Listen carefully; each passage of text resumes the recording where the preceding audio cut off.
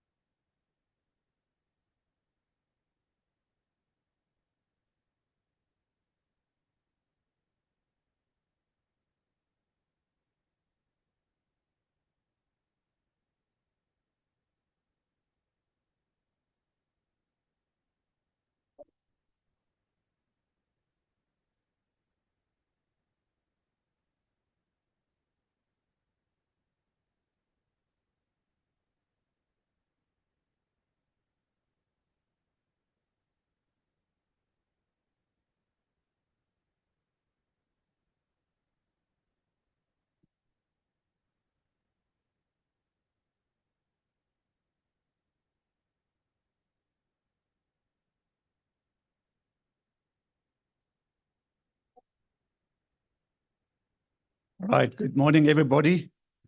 Let's start with the fun. Today, it is still the 7th of March, 2024. And we're talking about last mile logistics, such an important topic. And we've been looking forward to, distilling this matter. And we've got learned presenters today that's going to share their knowledge of us today. And we've been really looking forward to listening to them. Ladies and gents, just a little bit housekeeping. The ladies, the restrooms are just behind the reception. If you go that direction, just behind the reception, you'll find the ladies' rooms there and the gents. We're very blessed to be here this morning. I was about last night to inform you that we're only going to do this online because the entire area is without water. So they informed me last night it's a crisis. There's no water in the area. In other words, nobody can use the toilets and stuff like that. It's happened before. And we were supposed to tell you, okay, we're only going to do this online. So through the night, they worked, the people, and they brought water to the campus and so on. So we thank them. And we sincerely hope that the water is going to last. So we might later on say, listen, we have to go home and go further on online. But this far, we're continuing as planned. Ladies and gents, the last mile logistics topic today, we're having the keynote speaker here today, actually, Mr. Gary Marshall. He asked us to present online. So important to mention this, in an area like this venue today, we've got a few challenges, so bear with us. And the challenges, for example, let me inform you what's happening here, is we have the Brixton Tower just here, a few hundred meters from us. And that Brixton Tower is obviously the SABC's and Centec's very strong tower, blasting the signals into the world. And that signal also blasts our signals away. So it's quite a challenge. Connectivity in this room is an extreme challenge. And combined with load shedding, you can think how challenged that is, So when the load shedding kicks in, the towers goes down, and we sit without connectivity. And that's including the guest Wi-Fi. So now what we're doing here is we're trying to give you an integrated experience. That's like technical language. So what you see on the screen is the Zoom screen. That's what people outside see. So that we can see each other and they can talk to us and we can see them and they can see us and so on and so on. If the signal drops, unfortunately, then the signal on the big screen here will also go bad. Then we'll switch cables and show you only the direct screen from our cameras and stuff like that. But let's see how it goes. We will try and manage this as best as we can. We're using an advanced dual modem router there that gives us the best signal between Vodacom and MTN. It balances the signal all the time. So between the guest Wi-Fi and the dual modem, the dual router modem, we're switching channels and jumping around to give you the best signal as we go along. All right, so now you better understand a little bit the challenge we're sitting with. Let me not waste your time anymore. So we've got Gary Marshall from South African Express Parcel Association is going to talk about last mile innovation. And then Renko Berg Renke, you guys are new gold sponsor Transport Forum. We're so proud having you guys here. Thank you very much for that. Renke is going to talk about the utilization of last mile data analytics for improved decision making. Then we're going to have Stanley Besaidner, a well-known person in terms of security. He's a forensic specialist, expert witness, trainer, author, and so on. So Stanley is going to talk about last mile logistics. What should a risk analysis look like? Then we'll take a short comfort break.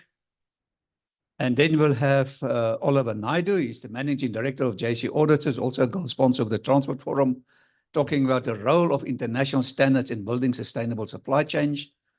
Then we'll have another gold sponsor, Michael Henning, Sales Manager of EasyClear. He will talk about last mile logistics and what it means to you. Thank you, Michael. And then we'll have Ray Singh, last but not the least. He's the Head of Business Development, Petroleum and Unitrans, also a gold sponsor of the Transport Forum. We're blessed to having lots of gold sponsors today. And he's going to talk about last mile fueling the economy. So very exciting program we have today. And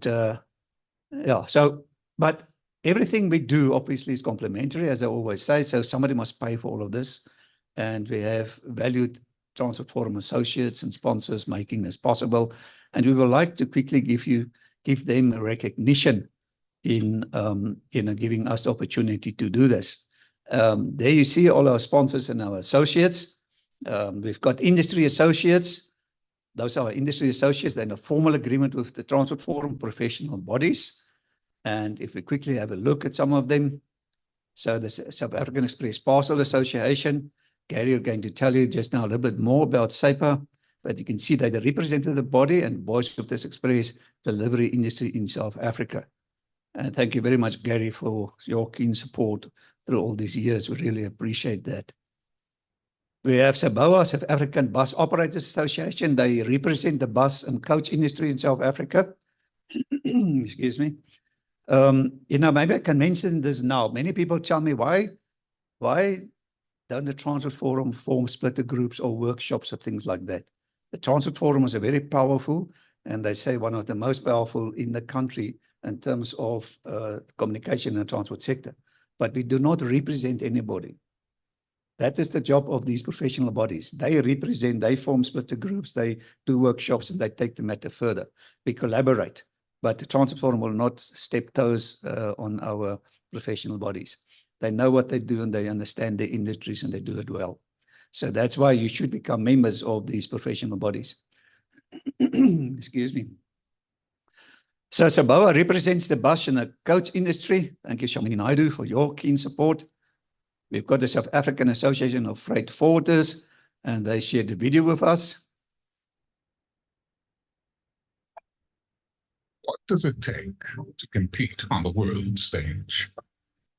To go head to head with the best of the best? Excellence, agility, resilience, the willingness to keep on evolving. It takes courageous leadership to be bold and chart the course, to connect the dots, bringing stakeholders together, to overcome the hurdles we all face, and to deliver best practice. It's about business at the click of a button, delivering at the speed of the internet, connecting people, products, and places, strengthening our supply chains, faster and more cost-effective than ever. Since 1921, we've given voice and vision to the freight forwarding industry, navigating the tides of international trade, evolving ever more sophisticated supply chains, bridging local and global markets to move our economy forward. Welcome to our world. The South African Association of Freight Forwarders, architects of transport for over a century.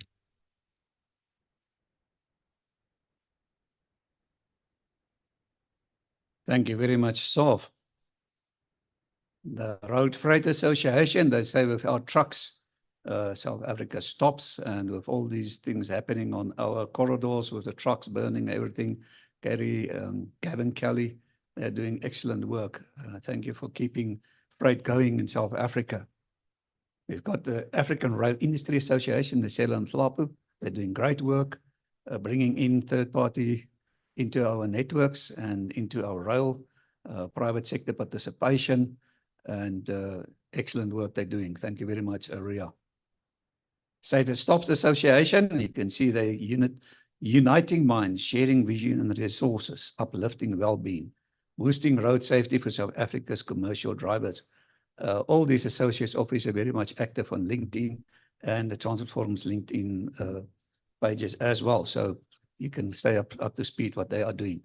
But Nikki Scott and them doing excellent work with the Safer Stops Association.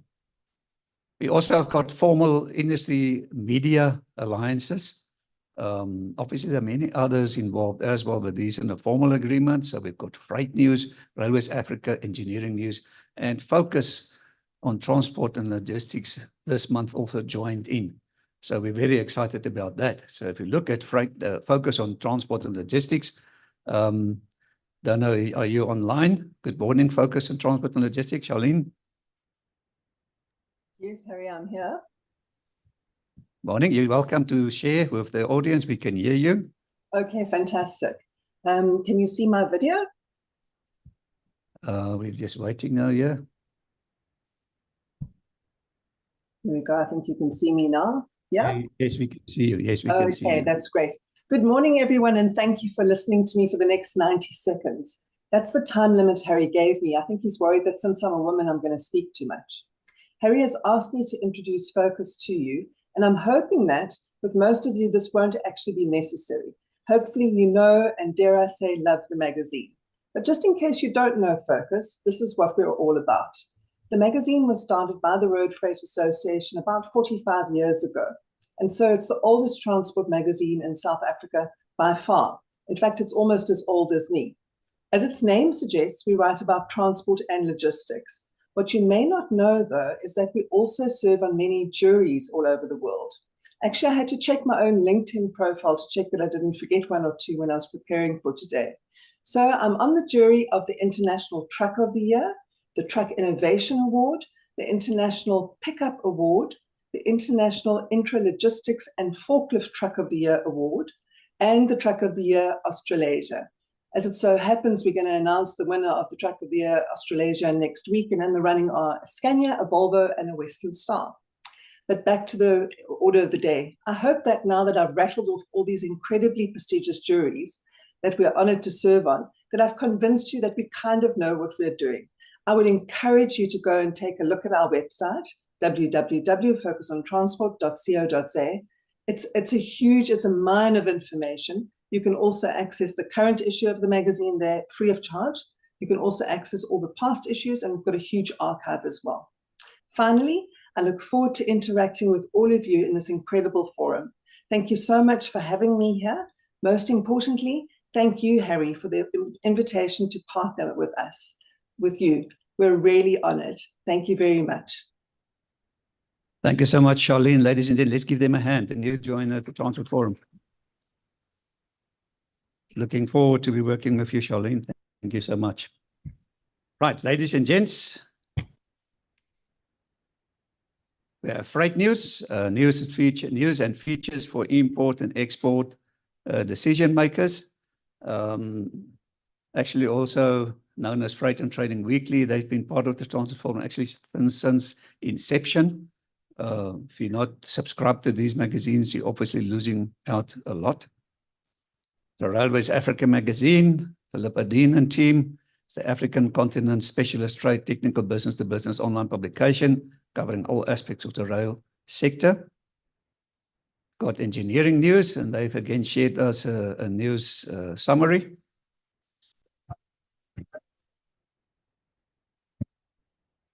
Hello and welcome to this week's edition of the Engineering News and Mining Weekly magazine, published on Friday, 8 March 2024. In this week's cover article, Engineering News and Mining Weekly Senior Deputy Editor Skalk Burger writes that data center infrastructure and services company Terraco is moving to grow and green its South African data center footprint. Digital transformation is happening in every industry, and digitalization of the economy is intensifying the need for highly available and sustainable information and communication technology infrastructure. The engineering news features focus on foundries, forges, and die casting, where a sizable trunnion is cast for an SAG mill breakdown. And freight rail infrastructure, where immediate actions are needed to foster a more competitive rail industry. The Mining Weekly features focus on valves, where a new factory brings component outsourcing in-house. This week's business leader is John Siganek, the MD and CEO of Vanadium Resources. And as this week's cartoon shows, there's grave peril in forecasting any improvement to the load shedding outlook, as President Cyril Ramaphosa found recently when Eskom declared stage 6 days after he suggested in his State of the Nation address that the worst was over. We hope you enjoyed this week's edition of Creamer Media's Engineering News and Mining Weekly. Be sure to subscribe to the magazine that offers you in-depth news about developments in the real economy by emailing subscriptions@engineeringnews.co.za. Happy reading and see you next time.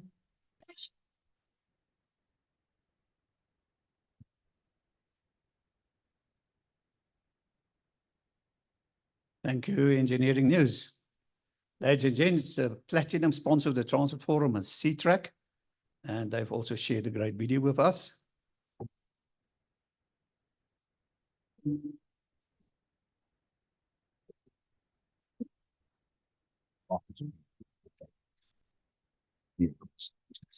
Safe and it's visible.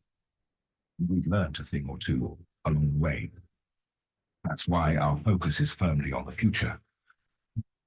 A future that goes beyond just tracking and reporting, challenging the status quo and exploring what the power of technology combined with AI can unlock for your business. Because talking did not earn us the reputation of being the leader in fleet telematics solutions. Pushing boundaries with constant innovation did, and putting our customers first by asking, what if, what's next, and what's possible? For the power of foresight over hindsight to plan ahead and make smarter decisions. What if you could predict the optimal route to increase on-time deliveries and significantly reduce long-term maintenance? What if you could predict the best tractor speed on the day to reduce wasted spray and cover more ground with precision?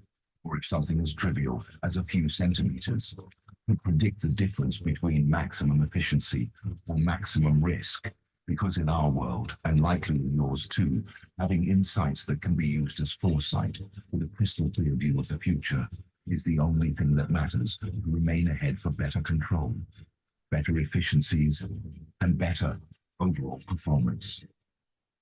It's the telematics and AI solution that goes beyond tracking and reporting. Step into the future with Crystal by C-Track and experience the power to predict.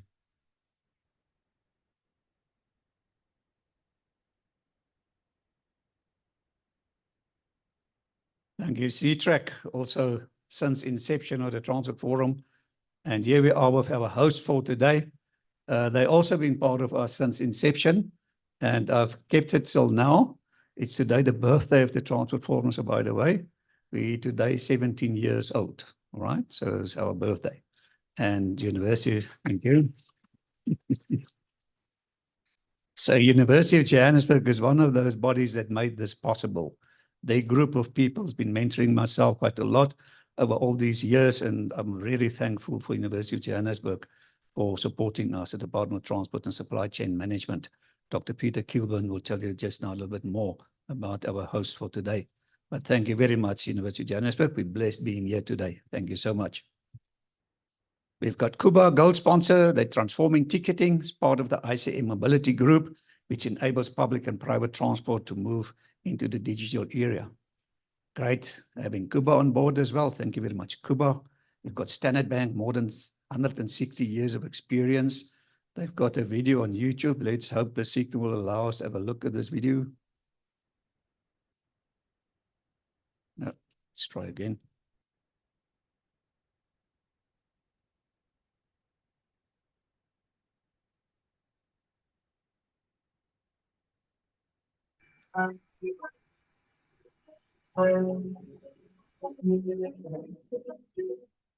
The group purpose is Africa is our home, we drive the growth. And driving Africa's growth goes to the nature of an institution that we are, which is an organization that is at the center of the economy, giving people the ability to pay, to borrow, to invest, and by ensuring their assets. We do all of this to fulfill that purpose of a financial institution, which is to help people to become active economic agents and contribute to economic growth. We have found increasingly that we need to impact the communities that we operate in a very positive manner. We need to conduct our business in line with international best practices. We signed up to the Equator Principles, which helps to protect our environment. We want to make sure that we're investing in infrastructure.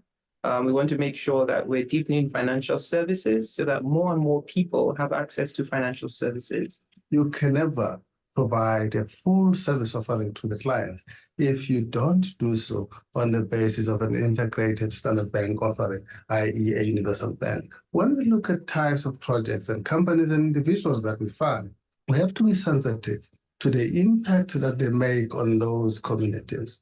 Do they contribute meaningfully? Are they ethical in their own behavior? Are they sensitive to issues of environment? Are they sensitive to the way they undertake and develop their own projects and initiatives? And Standard Bank believes very, very strongly in ensuring that ultimately the growth that we desire is a growth that benefits everyone. We finance the building of airports, bridges, ports, which contribute to economic growth and contribute to the hard infrastructure that society needs for development. How do we show up in such a way that is real and human in our customers? And it goes both ways. How do we see customers as individuals, but how do we also show up not as a monolithic bank, but as a human bank, as a local bank? And you might say that it's is a bit of a paradox because we're a universal bank. It's true, but we are a universal bank that feels local, that feels real. Countries in Africa embrace democracy, embrace good macroeconomic policies, they will attract foreign capital, into their economies. And we as a group are well positioned to access those capital flows and also help drive investments in the right sectors.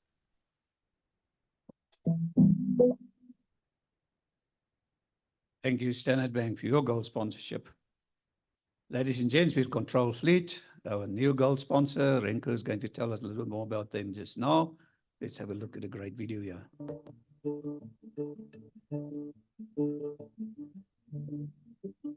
At Control Fleet, innovation is at the heart of every decision we make. Sorry.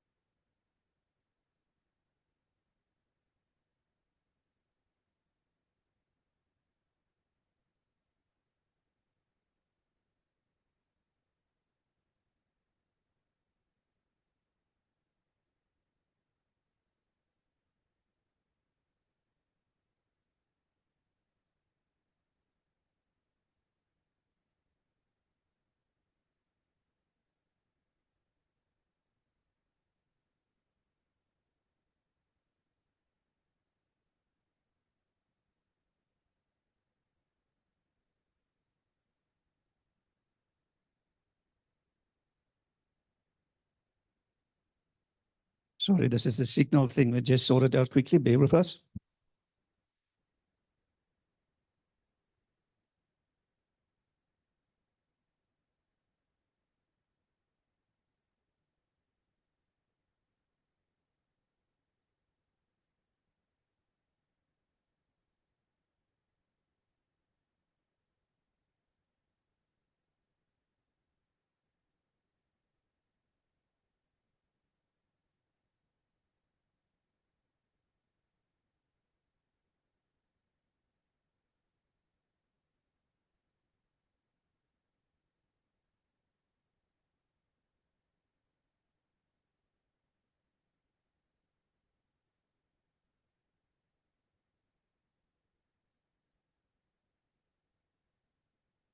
All right, let's try again.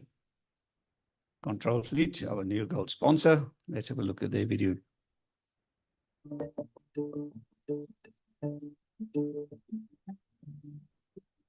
At Control Fleet, innovation is at the heart of every decision we make. We execute like never before. Our features include planning, scheduling, driver application, and our value proposition is continuous value and execution for you. We love logistics and transport operations, our clients, and our aim is to provide them with new age technology, innovate their business, and take them to the future.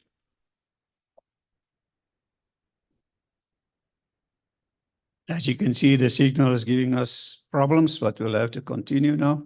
Renko, fortunately, you can tell them this now about the company a little bit more. Ladies and gents, we also have got Global Trade Solution. Just want to see the signal is catching up.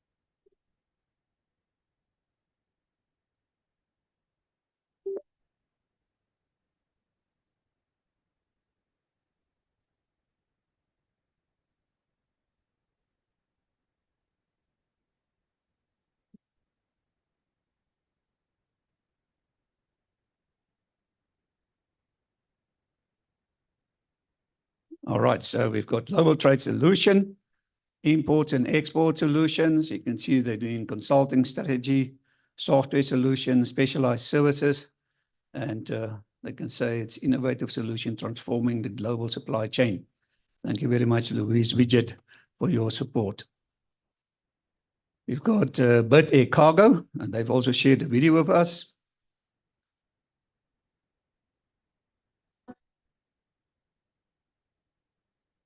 In the world of express freight, there's one name that stands above the rest: Bid Air Cargo. Our airport-to-airport line haul service is the backbone of South Africa's express freight industry. At Bid Air Cargo, we don't just deliver cargo. We go the extra mile to ensure a seamless and efficient experience in South Africa. With our unwavering commitment to excellence and improved technology, we handle your cargo with utmost care and deliver it on time, every time. Our dedication to service excellence is what sets us apart. We live by our core values of service excellence, mutual respect, integrity, and accountability. When you choose Bid Air Cargo, you're choosing a partner that takes pride in going above and beyond for your freight needs. From pharmaceuticals to perishable goods, automotive parts to live animal transportation, we handle a diverse range of commodities. Our attention to detail and precision ensure that your cargo arrives in perfect condition, no matter what it is. Our dedicated teams work tirelessly to guarantee the safety and efficient transport of your cargo. We leave no stone unturned to ensure your freight arrives at its destination intact and on time. With our advanced track and trace system, you can monitor your shipments in real time. Stay informed about the whereabouts of your cargo with just a few clicks. Our goal is to provide you with peace of mind and complete transparency throughout the entire journey. We understand that time is of the essence for our valued customers. That's why we offer a user-friendly online portal that simplifies the documentation process. Obtain quotations and create e-waivers with ease, saving you valuable time and effort. Whether you have a small package or a large shipment, Bid Air Cargo handles it all with equal care and precision. Our ISO certification is a testament to our commitment to quality and professionalism. We don't just excel in domestic express freight, we also cater to your international cargo needs. No matter the size of your business, whether you're a small enterprise or a multinational corporation, you can trust us to handle your cargo with the same level of dedication and attention to detail. Connect with us today and discover the difference our innovative technology, seamless tracking, and customer-oriented approach will make to your operation. Bid Air Cargo, same-day express every day, overnight express every night.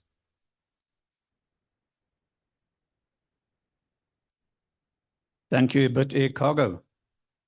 We've got Rutari, previously known as Oricon, also a gold sponsor for many years of the Transport Forum. You can see they consulting engineers of note. They say impact engineered. Thank you very much, Rutari.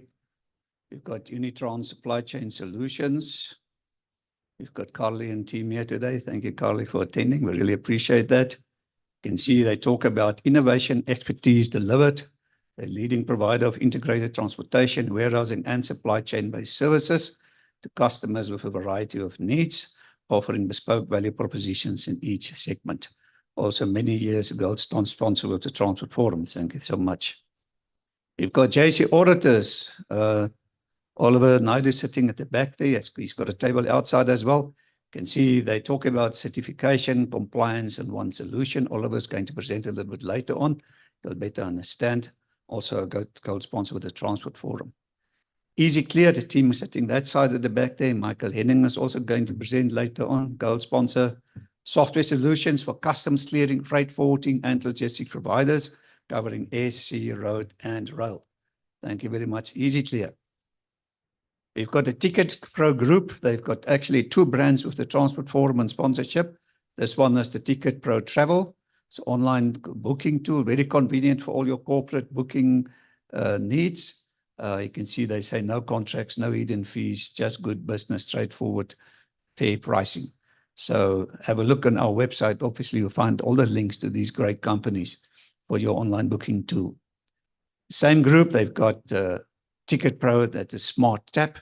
Smart Tap is a system that includes key features like comprehensive route management, flexible passenger payment methods, flexible route and fare product setup, shift and dispatch management, cashier system inspection tools, and comprehensive management information system reports.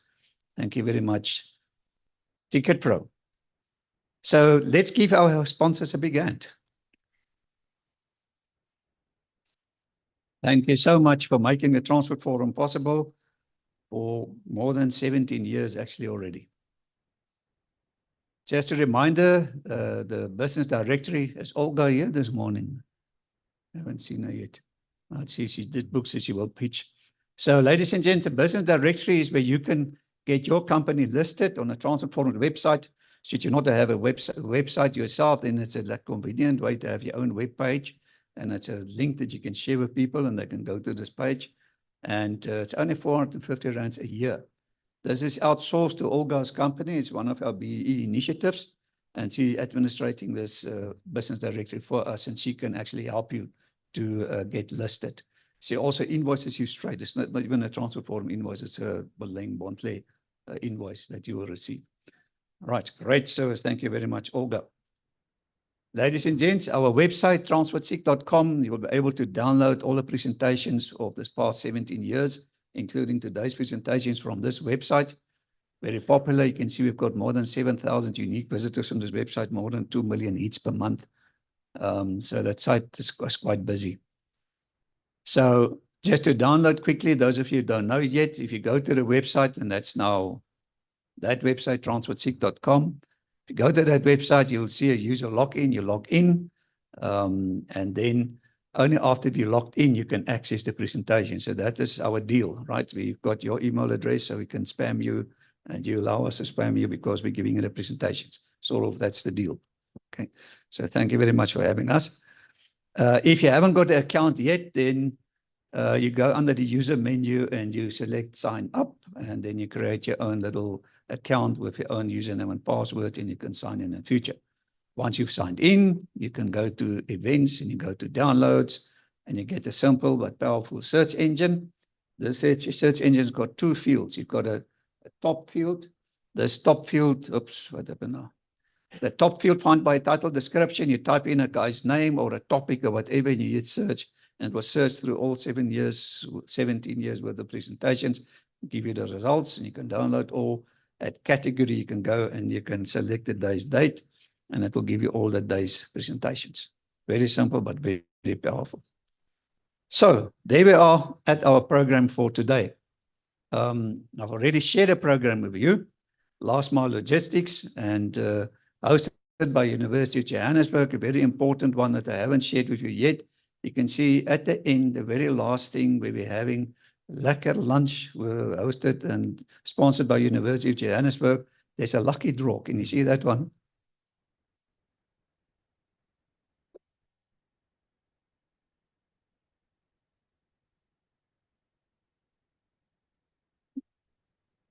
So this lucky draw, unfortunately, is not for the online people. It's only for the people in person presence. That's a very nice electric walk to the value of 800 rands. So you might be the lucky winner of this lucky draw. So we, through closer to the end of the event, we will distribute a little bucket where you can put in your business cards. If you haven't got a business card, you can take this little tag. I haven't got mine on the tag. You remove the paper from the plastic, you chug it in there, and you might be the lucky winner. So, ladies and gents, without further ado then, I would like to introduce you to Dr. Peter Kilburn. He's the Senior Deputy Head of Department of Transport Supply Chain Management, University of Johannesburg, and he's going to do the opening address. Thank you very much, Dr. Kilburn.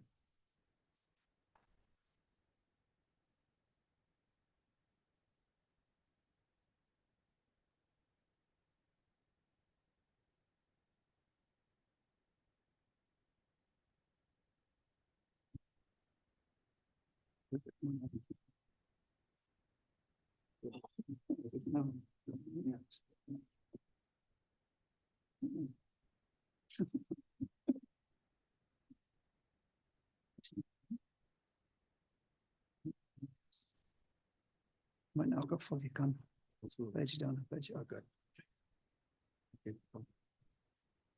Thank you, Harry. Good morning, ladies and gentlemen. So nice to see a full venue. On behalf of the Department of Transport and Supply Chain Management, it gives me great pleasure to welcome you to this Transport Forum event. Also, Harry, congratulations once again.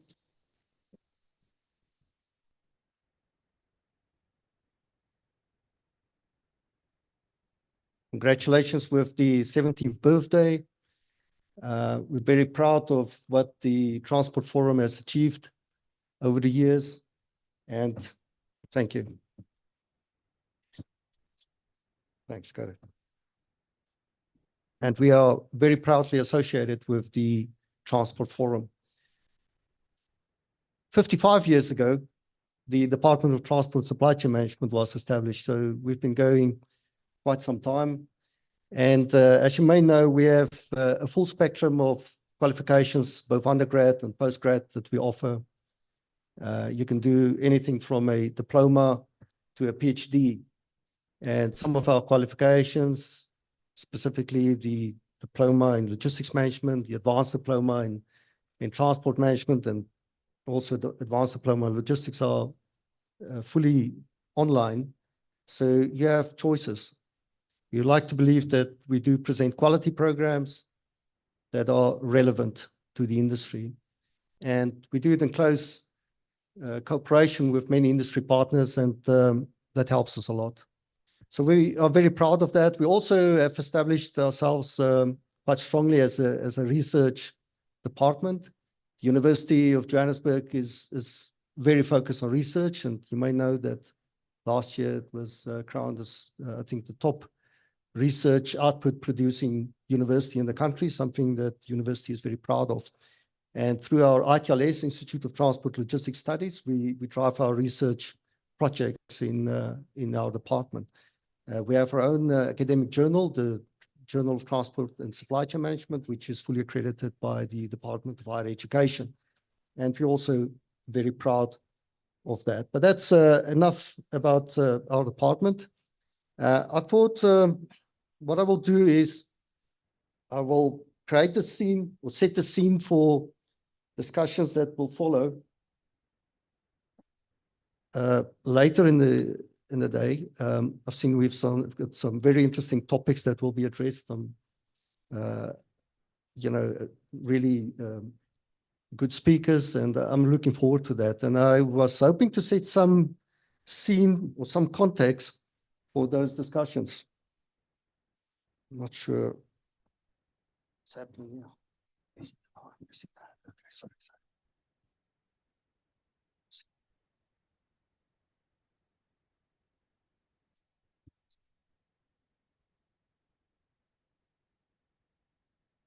Here we go. Thanks. Sorry for that. Okay, so the focus is on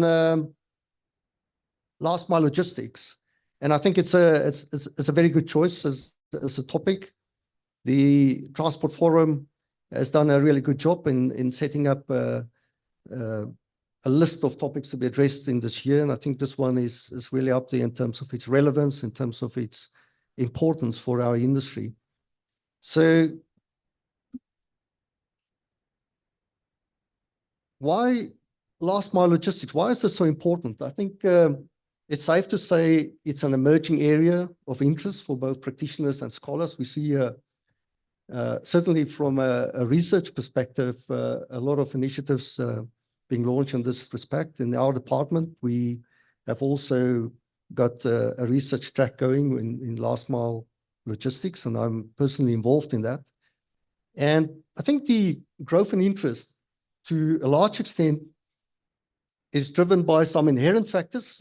That's inherent to the concept of last mile logistics, and some that's more contemporary. So if you look at last mile logistics, it's that last leg of logistics that's required to take products to the end customer or consumer. By definition, that is of critical importance in our industry. That's where you really come to find out whether this product is desired by the customer, whether everything that we've done upstream in the supply chain has been worthwhile, whether it's been efficient and effective. And it's just for that reason, it is of critical importance. Also where you connect with your customer. Then we have some contemporary issues. We have e-commerce development, and I will elaborate on that a little later going forward. I think it's a massive driver of last mile logistics in terms of its importance, in terms of its dominance within in supply chain management. And then we are seeing increasing urbanization and population growth. And what it means is that it becomes feasible to take your products all the way to the houses or the homes or collection points of end users, because it provides you with the necessary density that's required for economies of scale and the economics that goes with that. We are seeing the changes in consumer behavior. It was very evident during COVID when people started to buy online, but last mile logistics is not only about online, but online buying is constituting an ever-growing part of that. So it's a massively important part of last mile logistics. So we've seen customers changing their behavior. We have seen customers becoming more demanding. I'm not just talking end users, consumers, but all customers towards the end of our supply chains are becoming much more demanding in terms of customer service requirements. And if you look at the characteristics of the products that you're moving in last mile logistics, being the end product, being of high value, low homogeneity, and so forth, then it's a real challenge to meet demand with supply, especially when customer service requirements are very high. We're also seeing a lot of innovation driving last mile logistics from a supply point of view in terms of what we can do to get products to the end user, the type of vehicles that we can use, and the type of technology that we can use, from green vehicles to something like drones is obviously still something that we need to see happening, but there are places in the world whereby it's already used and whereby it's used very effectively. To the tracking of our shipments and having visibility of what we do. And then we're seeing it from the customer side in terms of how they buy. They're using their apps, they have digital transactions, they are digital payments, and they want to use that technology. The biggest buyers online are the young people, the millennials and the Generation Zs, and they're not scared in trying out new technology in doing their transactions. So that's also driving it. And then, of course, there's ever-growing attention to sustainability. Ever since United Nations Convention of Climate Change, or what do they call themselves? The UNCC, UNCCC, or UNFCCC, I'm sorry, and through the various conferences of parties, and notably the Paris Agreement, that was I think the 21st get-together of those parties. They really started driving the initiative of becoming responsible citizens through our sustainability drives, and that's also become a big issue also in last mile logistics. So you will find there are many loose definitions of last mile logistics that you will find in literature, but essentially, if you work through it, it concerns the last stretch of the supply chain from the last distribution center to the recipient's preferred destination point. That can be the recipient's home, it can be a point of collection, it can be the store, it can be various other points. But it's at the last mile of taking product to customer. And think of this is where you move the high value product. Everything that's happened upstream, all the costs generated there somewhere worked into that product, right? You're working with a high value product that affects your inventory holding, that all the money that's tied up in your working capital that's tied up in your inventory, all the risk that goes with it. You can think insurance, you can think the risk of obsolescence, you can think the risk of the product being damaged or stolen, the special handling, transportation, warehousing that's required to get your finished product to the customer. So by virtue of where we are in the supply chain, there's going to be additional cost, additional risk in this product. So just by looking at it from that perspective, we see that last mile logistics is of incredible importance. So I think this slide summarizes some of the common issues with last mile logistics. It's often regarded as the most expensive, inefficient, and polluting part of supply chain. I see regularly numbers quoted here, 40 to even 60, 70% of total supply chain costs for certain companies that can be allocated to last mile logistics, and I've given some explanation for that. You know, it's also because of many trips that we're taking to our customers. There's a lot of emissions, there's a lot of noise pollution, other types of pollution that's ultimately creating problems and challenges for companies involved in that. We also know that efficiency depends on consumer density. If you do home deliveries, you can find that that's a big challenge. Your delivery time windows, which is becoming shorter and shorter, and when you look at the expectations of customers, that is a challenge. Congestion, as we have more urbanization, population growth, more vehicles on the road, that's a big challenge in itself. The fragmentation of deliveries, shipment size, homogeneity, and percentage of failed deliveries. These are all issues that we have to work in that's very relevant to the last mile logistics scenario. And then, as I've said, it's a very important customer interface, and it is also a concern when it comes to pollution of all sorts. Then some other challenges. Of late, we're seeing an increase in delivery cost, largely driven by increases in fuel prices. You know, it's already an expensive part of our supply chains. We explained by default, but then if you have extraordinary increases in fuel costs, then it's going to become very, very challenging. Reliable order fulfillment. Customers are expecting more and more. It's a big challenge meeting demand with supply. Most of our finished goods moving to customers will still move based on a push system. And a push system, as opposed to a pull system, is driven by demand forecast. And as you know, and I know, demand forecasts are invariably wrong. So what we find is there's a mismatch between demand and supply. Invariably, that's going to happen. Many supply chains is a massive problem. I've seen stats saying that the average FMCG goods supply chain, for example, is massively overstocked. because of this problem that they have with demand forecasts. And then when you get it wrong, there's going to be products that's got to move back. There's also increasing demands of customers for products to be reused, recycled. And so reverse logistics is becoming a big challenge in itself. And as you know, it's like a fish swimming upstream. It presents its unique challenges. Many systems are just built for reverse logistics. There's a tendency of within many sectors, when you consider online buying, for customers to send products back. I know in the fashion goods industry, it's a massive problem for them. And I've seen cases where when a single product comes back, it takes out all the profit margin of that product. And it's really something that one needs to get to grip with and find strategies for it.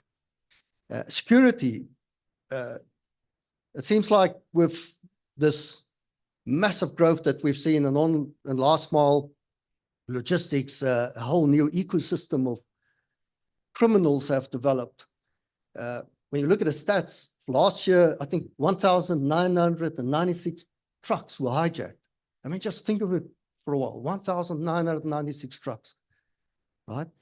Every day, multiple numbers of courier vans are being hijacked in Gauteng only, right? So you can do the math. It's astounding, the additional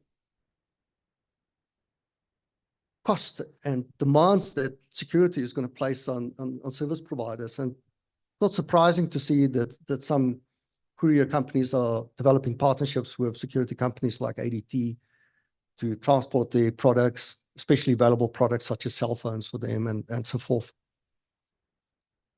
A big challenge for us. So what I want to demonstrate with this slide is that e-commerce is a vital element of retail, right? We're seeing a lot of the conventional retail demand having shifted to online demand. So if you look at the retail industry in South Africa, it looks like it's stagnating, but online sales is growing. So it looks like it's just that, the segment's just moving towards online. That means the online part of this is becoming incredibly important from a competitive aspect. And we look at the likes of, say, Shoprite Checkers and what they're doing with 6060 is astounding, the growth that they've seen there. And it's not surprising that they spend a lot of resources on getting that right, because it's an incredibly important part of their business model, I would like to think. So e-commerce is a vital element of retail, but it's also doing the driver of last mile logistics. It creates an enormous amount of new opportunities in last mile logistics. Simultaneously, effective and efficient last mile logistics is a driver of e-commerce. So you can see that this is a closed loop system. We've last year myself been involved in a study whereby we've done a study on the relationship between the quality of logistics services, last mile logistics services, and customer satisfaction, online customer satisfaction on the one hand, and then the relationship between customer satisfaction derived from logistics services and the intention to repurchase, because that's an important thing. It's not just to sell to a customer once, but to continuously sell to them, because it's becoming a very competitive space for service providers. And then the study hasn't been concluded as yet, but the preliminary results so far indicates that there's a very strong correlation, or put in simple terms, a very strong relationship between quality of logistics services. And most specifically, we've looked at the price of shipments, we look at the quality of shipments, we look at the quality of the order, and we looked at logistics information being made available to buyers. So it's a very strong relationship between that and customer satisfaction. And it also, results show that there's statistically significant relationship between customer satisfaction and the intention to repurchase. So there's a lot of evidence that, we need to get last mile logistics right to make sure customer service and loyalty is created. Just to give some further context, hope it's going to be relevant to some of the later talks. A big driver for last mile logistics is, of course, e-commerce, as I've said. Here's some total retail sales worldwide and the e-commerce percentage of that. You can see there's a steady growth in that. That's global and it's provided by Statista, which is a very reliable source. And in South Africa, then, we're seeing something similar. In 2021, during COVID, we saw a 40% increase in online buying, which was amazing. They call it the pandemic dividend. And 2022, 35%, still very significant. We passed the 50 billion rands mark. And then there's an estimate for a growth of 12.3% in 2024. And up until 2027, a compounded average growth rate of 12.5%. That is really significant. So the online retail sales is estimated to be 7.5% of the total retail market at this moment in South Africa, which is already significant, but it should grow then even further. Some of the key market segments information that I could get, they've been dominated by electronics, followed by fashion, and so we can carry on. Partially explaining this is the number of internet users in South Africa that's grown rapidly the last decade or so. You can see 45.3 million people in South Africa are internet users, largely enabled by broadband expansion of the capabilities of cell phones and other mobile devices. A lot of our people are doing their online transactions using their mobile devices. And it's also facilitated by digital transactions. We're seeing an increasing number of people using e-wallets and other forms of electronic payment for their transactions. What is also quite significant is the share of internet users involved in weekly e-commerce activities. And when you look at the first bar here on my left-hand side, it looks like your right-hand side. You see that 47.7% of all internet users, that was way back in 2022, will on a weekly basis purchase a product or a service online, right? That's almost half all internet users. If the internet users are more than 40 million, right? So that's more than 20 million transactions if there's only one transaction for each one of those, and there's probably multiple transactions. So there's a lot of transactions that we see. And of course, with physical products, those products got to move. That means a greater demand for last mile logistics. Of course, e-commerce is more than just buying. E-commerce is also scrolling the internet for price comparisons, for reviews, and so forth. We shouldn't forget that. But a large chunk of that results in actual buying of the product. So another interesting stat that I picked up is this one that deals with leading reasons encouraging internet users to purchase online in South Africa in 2022. And it looks like new buyers are enticed by free delivery, easy returns policy, next day delivery. I've encircled those because they are last mile, or very specific to last mile logistics issues. And it's quite interesting that see that they want free delivery, they want the easy returns policy, they want next day delivery, all big challenges if you're a service provider. So I want to close. I think it's a great topic that we discussed today. It's incredibly relevant to our industry. It's massively challenging and also simultaneously is a huge amount of opportunities that it does present to companies to differentiate themselves from competitors, to get a footprint and grow from there. It's growing in importance, largely driven by e-commerce. Efficient and effective last mile logistics systems require, amongst others, and you will see these topics being addressed by some of the speakers coming on. Innovation, we have to be innovative in finding solutions to these challenges, whether it's through technology or change in business processes or models. We will have to think innovatively moving forward. Effective use of technology is absolutely paramount to success in this field. Not just IT, also other technology. vehicle technology, for example. Best practice of risk management. We've seen the security issues, but there's much more risk than just security. You can just think of what the weather patterns are presenting us, as an example. The extreme weather patterns, for example. Then a focus on sustainability. The modern day customer wants us as service providers to be sustainable in what we do, and it's something we need to pay attention to. So I'm really looking forward to listening to our speakers. I think it's going to be very exciting to hear them out. Harry, congratulations for what you guys are doing, and thank you for a very interesting topic.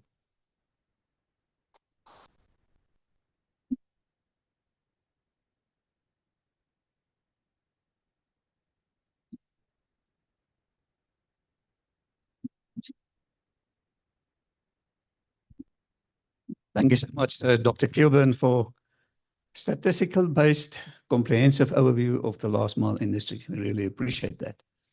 Ladies and gents, our next presenter, let me just get our program up here.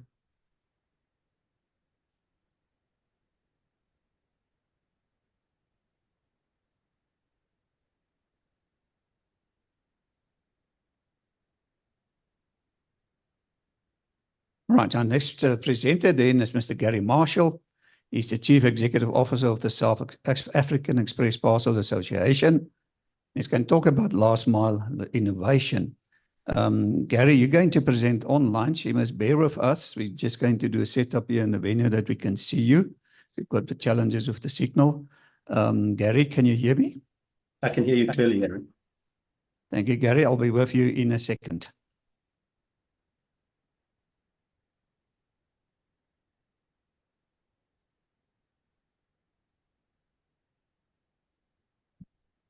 Gary, are you going to share your screen or must I slide your slides? Yes, no, please, if I can, Harry. Yes, thank you. It's easier if I drive it. Right. Just a moment, Gary. Just a moment for us.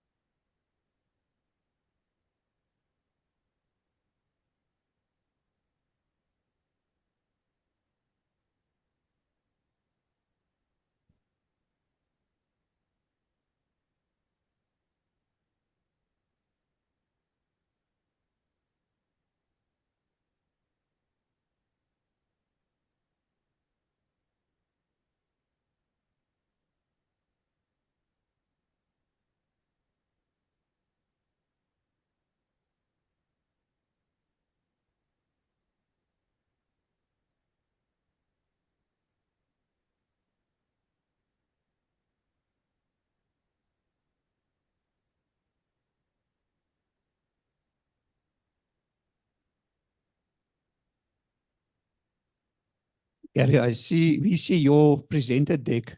Can you just go to display settings and swap with presenter view? How do I do that, Harry?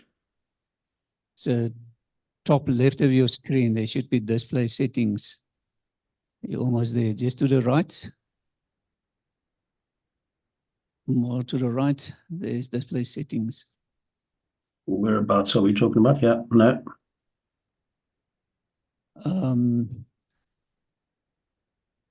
Yeah, Gary, if you go to with your mouse pointer to the left, I can see your mouse pointer. Okay. You'll see at the top of the screen, there's display settings. I They don't show have that. taskbar and taskbar, there's display settings. No, I don't get it here.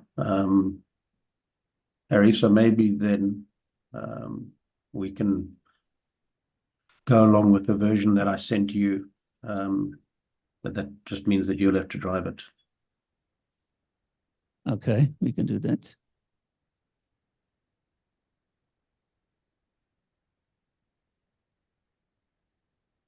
Okay, here I've got Harry.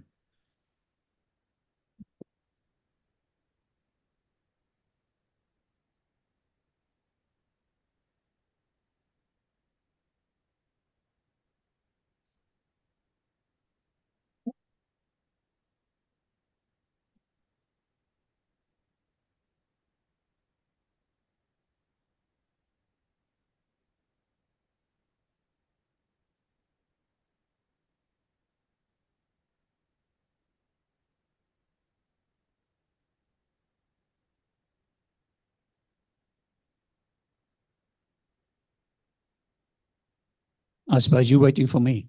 Yeah, so should I stop sharing? Okay, yes, stop sharing. Thank you.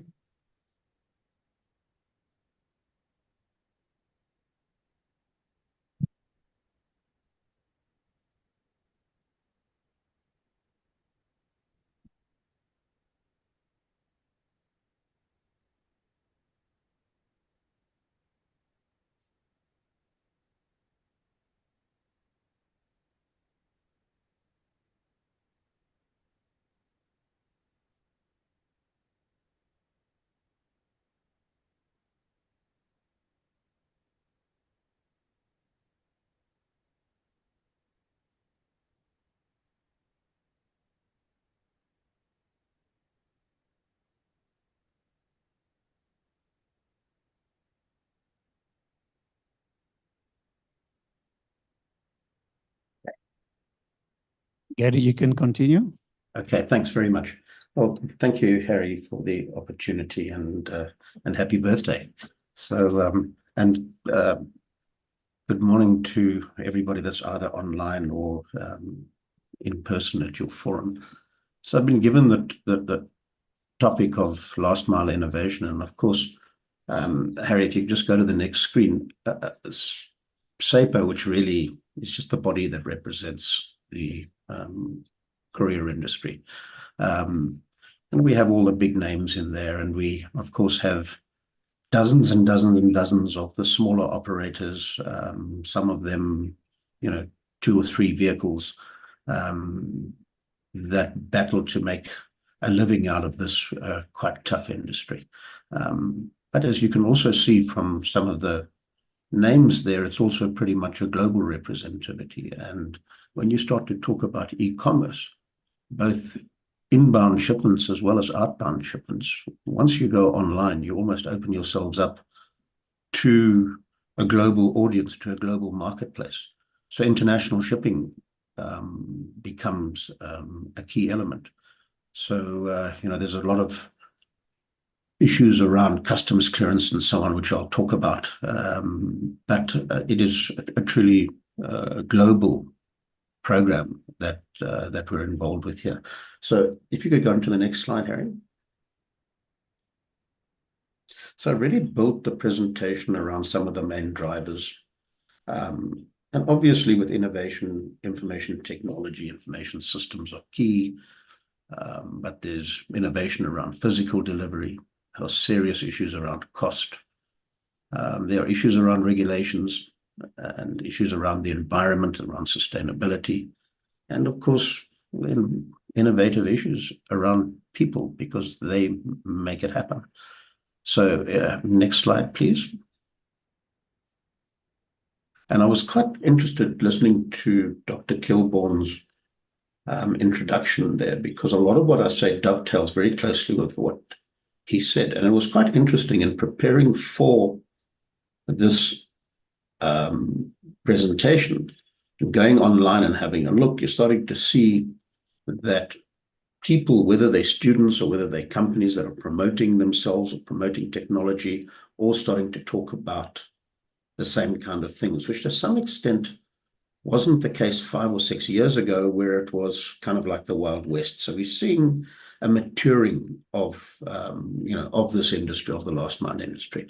And couriers, of course, by default, we're in the right place at the right time when e-commerce started to come about. And there's no question, and you could see it in the stats that Dr. Kilbourne put up, that COVID played a big role in getting consumers to stay at home and to order. And it's just become a way of life. In fact, I have a good friend in the Far East based in Singapore that told me some time ago that in the Far East in late 2000, I think it was 2009, where they had a swine flu epidemic there. And that really got e-commerce going in China and in other countries in the Far East. And once the epidemic had been contained, e-commerce had now become a way of life, and it's just grown exponentially from there. So it is true in our case that COVID was the real driver behind the growth. And so Dr. Kilbourne quoted some of the statistics and growth. I've seen roughly 15% a year between now and 2030. And that's rapid. And of course, that rapid growth comes with its challenges. So technology is the driving force behind the transformation of the last mile environment. And it's transforming the traditional 3PL methodologies that have been around for years into efficient and agile customer-centric service. And this is a statement that I picked up from a student by the name of Dylan Sommer.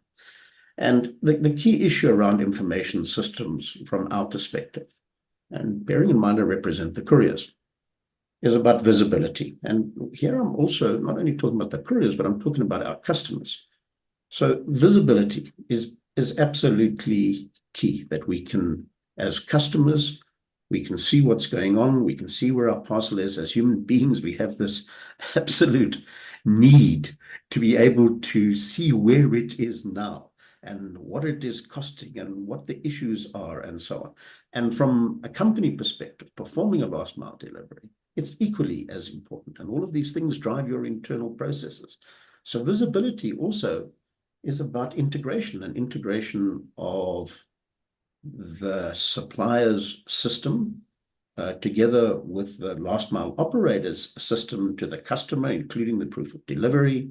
And then, of course, if it cannot be delivered for any reason, what happens with the return or the reattempted delivery.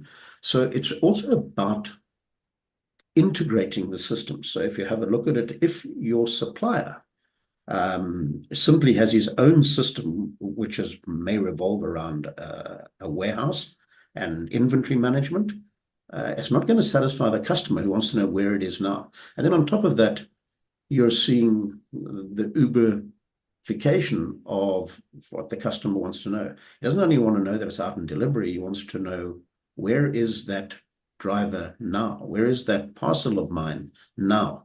And so it's visibility starts to become absolutely key, and the way that you present this to your marketplace is key.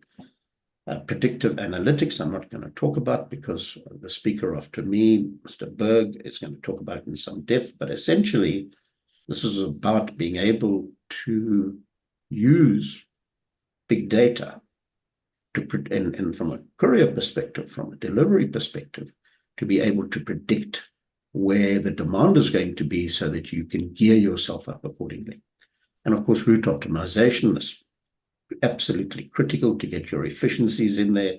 And of course, their route optimizing tools have been around for a long time, and they really are become, vital now.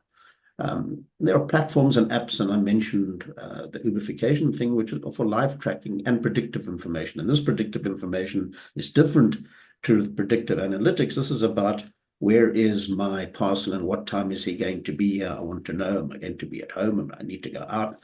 I'm going to be at the office, wherever it is, I need to be able to predict. And, it was just a few years ago, when you think about it, that you had no clue. You placed an order for something, and even though it was a last mile delivery, you kind of expected it, maybe sometime tomorrow or sometime this week. Now you're getting down to the minute. And that, of course, there's much innovation and head shaking that goes on behind to get this information out. There's also automated warehousing, and you see amazing stuff. Just look on YouTube around it. A lot of it sort of almost unmanned, to get the efficiencies, to get this vast volume of goods out quickly. And I think the key that has changed in this particular industry has been the demand for faster and faster delivery. And so you've seen Amazon in the US with their 60-minute deliveries. Locally on groceries, that's a given. So that's how 6060 was developed. And 6060 was a partnership between RTT and Checkers. And the customer, it's become so easy that the customers now, that becomes the standard. And so grocery deliveries now, there are multiple platforms from Pick and Pay to various third-party type platforms providing it. So that issue of tracking, of getting your inventory management control inside of your warehouses, all absolutely key. And then your inventory management systems, your fleet management systems, all of those now have to start to really be geared from where they were a few years ago to be able to handle almost controllable kind of speed to where it is now, whether it's on demand and I want it now. So Dr. Kilborn pointed out the element of where they want it now or they want it overnight as the sort of worst case scenario. All of that requires massive change, not only in process, but in the systems that drive the processes. So IT is the driving force behind it. And of course, there's a huge investment in this as we go forward. And it raises an interesting question. So you're getting the bigger guys that have got the funding, that got the investment, that got the backing to be able to spend on information technology. And they can do all of this fancy stuff. I mean, it's still, a risk for them, but they do it. And they have to, because they have to be able to cope with the volumes. What happens if you're a guy with 10 vehicles, 50 vehicles even? Where do you get the resource from to invest? So starting to see some divergence. So on the one hand, even if you look at some of the research that's done, there's a divergence between emerging markets and developed markets. So again, it's all about affordability, it's about infrastructure in place and so on. And a key issue, which I'll talk about, being density. That is there density in the market? Is there sufficient market volume in a given area to make it viable? So IT drives the industry. Harry, next slide.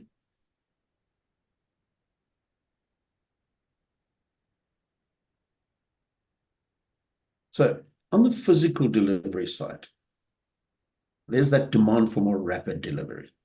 And it's at no charge, as Dr. Kilborn's slide showed. The number one issue was we don't want to pay for it. But we want it faster and faster and faster. We want it certainly overnight, same day, if possible, and sometimes even immediate. We want it now. This is very disruptive to physical delivery because overnight is relatively simple. You put it into your structure, your resources are planned accordingly. You've got vehicle fleets that go out, for example, in the afternoon and are collecting shipments from suppliers. They move them overnight.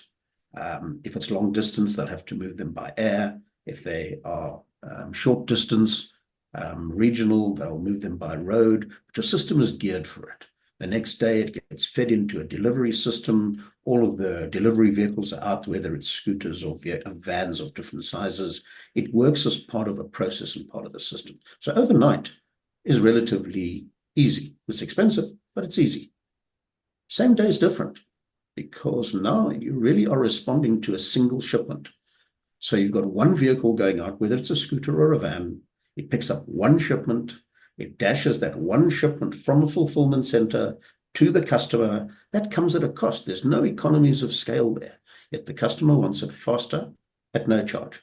And the immediate thing, like I want it now in the next 30 minutes, just imagine the costs involved there. So the systems that are being put in place, the processes that are being put in place to handle this whilst keeping your costs down are a major headache for the industry.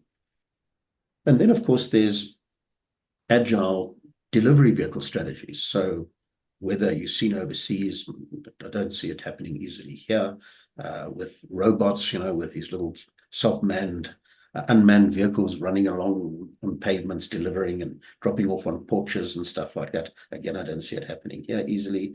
But scooters have become, for all of us, a kind of a way of life. You cannot go out of your driveway without nearly being flattened by a fleet of scooters rushing past, mostly doing grocery deliveries, but you're starting to find for that sort of same day or immediate requirement that a scooter is a way to get through traffic It's relatively quick and it can handle a small shipment. You don't have to have a van, which will now be empty, carrying one parcel in it. But vans are there for that more regular overnight kind of delivery and larger shipments. Bicycles in the inner cities are a way of going about it. Not too popular in South Africa, but certainly it is a mechanism that works. We've all heard about drones, and drones, one needs to be a little bit practical. There are hundreds of thousands of deliveries that take place in Johannesburg and Pretoria every day. Hundreds of thousands. You can't see drones as a mass mechanism for parcel delivery. So, of course, there's places for them. It tends to be rural, it tends to be awkward places, difficult to get to in the cities, not much scope. And then there's all kinds of issues still to be resolved around, I think, drones flying around with aviation dangers, privacy issues, and all the rest of it. So drones are definitely here to stay, but there's a specialized use for them. And of course, there's also the issue of drones within warehouses. That is an interesting subject on its own. And then, as a result of the physical delivery requirement being faster and faster, what's starting to happen is you're getting micro fulfillment centers. So smaller warehouses closer to the customer need.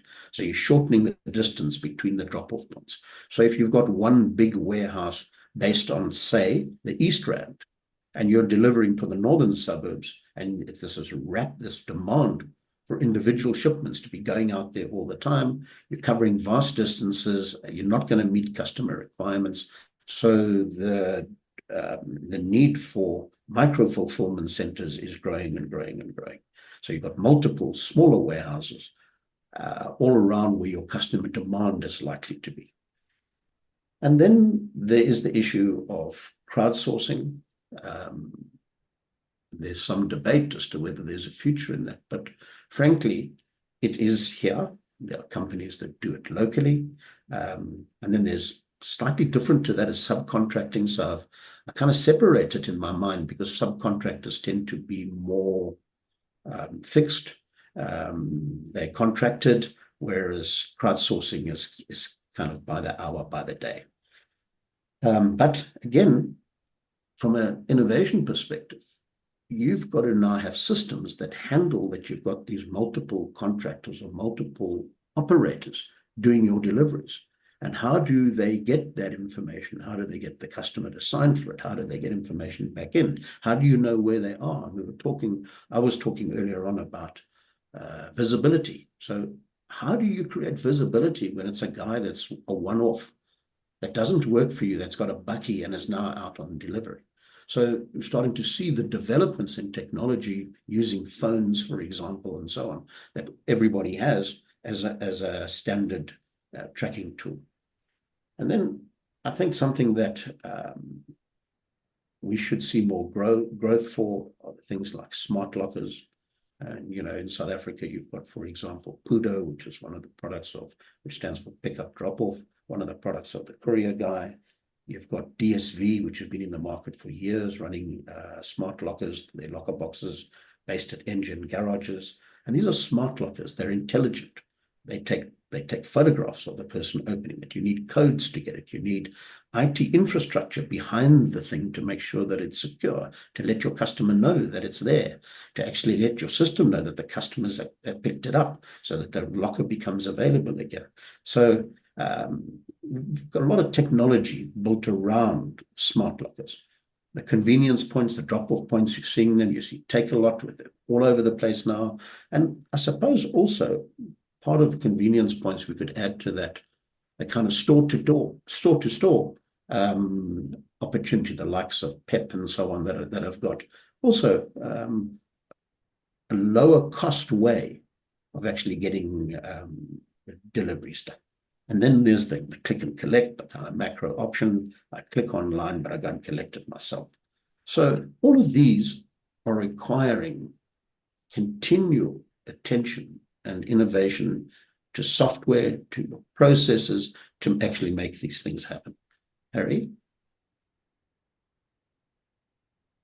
The big issue, though, around all of these things is around cost containment or increased costs. So remember that line that Dr. Kilbourne put up there.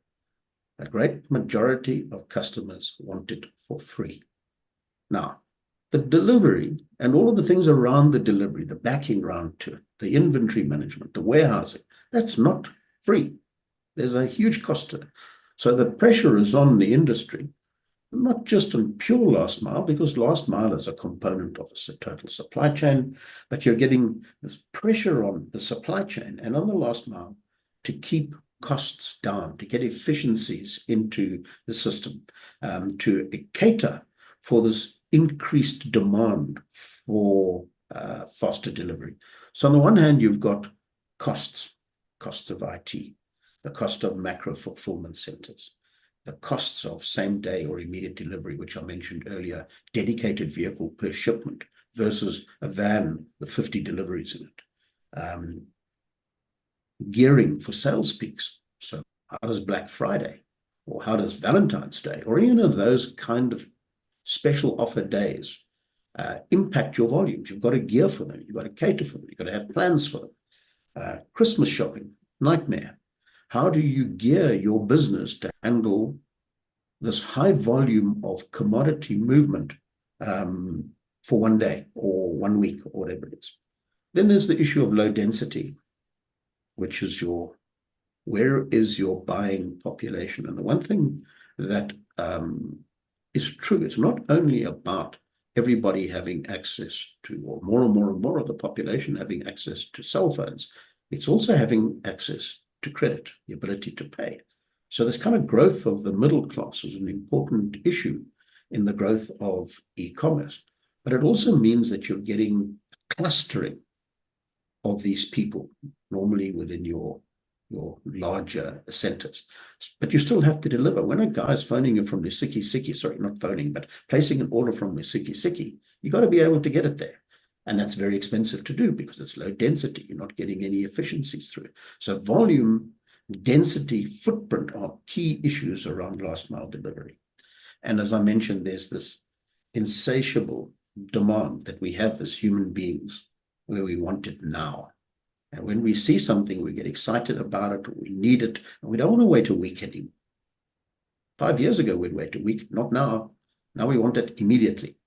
So the cost containment efforts around that are more efficient vehicles, and one can talk about whether they are electric vehicles, whether they are in the future, I know Gauteng, for example, a lot of studies going on into hydrogen-powered vehicles. But whatever it is, more efficient vehicles are key. And how you manage your fleet become key. Whether you're still operating a petrol or a diesel fleet, having the right vehicle doing the right job is key. So purposed vehicles, don't have a van doing a job that a scooter can do. Don't have an 8-ton truck doing a job that a 1-tonner can do. So you have to purpose your fleet much more carefully. And then we've spoken a bit about route optimization and predictive analytics, all of those designed not only to do the job, but to do the job efficiently and keep the cost down. Gary, 5 minutes. Okay, subcontractors, crowdsourcing, I've mentioned, all part of having a variable labor force. Automated warehousing, trying to keep costs down in terms of headcount, and then unmanned smart lockers, again, keeping your costs down. Harry, next. So regulations, again, and the innovation around it, so customs, rapid clearance, pre-clearance. You're now starting to talk about interfaces, global interfaces. How do you get a shipment from the US or a shipment from China into the customs system so that you can start to affect the clearances? And mostly there's pre-clearance. And there are issues around that and how that's done. And every single item that comes into the country has to go through customs. It has to have a clearance. It has to have a release. And so the systems around that become absolutely key. And of course, customs' role is to protect the fiscus and ensure that duty and taxes are recovered and that and allow trade to happen. And the big issue that I don't think is big yet and it is going to become so, are local licensing regimes. Because with the growth of e-commerce, you're getting increased use of public space, traffic congestion with all of these vehicles. I spoke about the scooters, but I just think of the thousands of them on the road, the safety around that, the pollution that is going on, the noise levels that are going on. All of these, we're going to start to see restrictions coming in, mark my words. And then in South Africa, we've got, of course, the issue of postal, courier versus mail, the punch-up that's going on between the industry and postal. But I won't go into that now. Harry?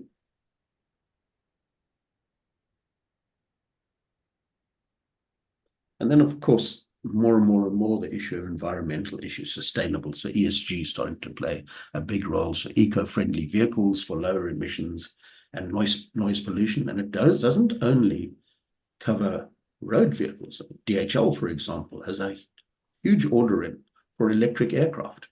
So we're starting to see more and more and more of this having to play a role as this thing grows.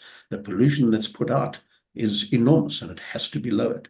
And then, of course, the technology around route optimization and so on to save fuel and reduce traffic congestion and emissions. Harry?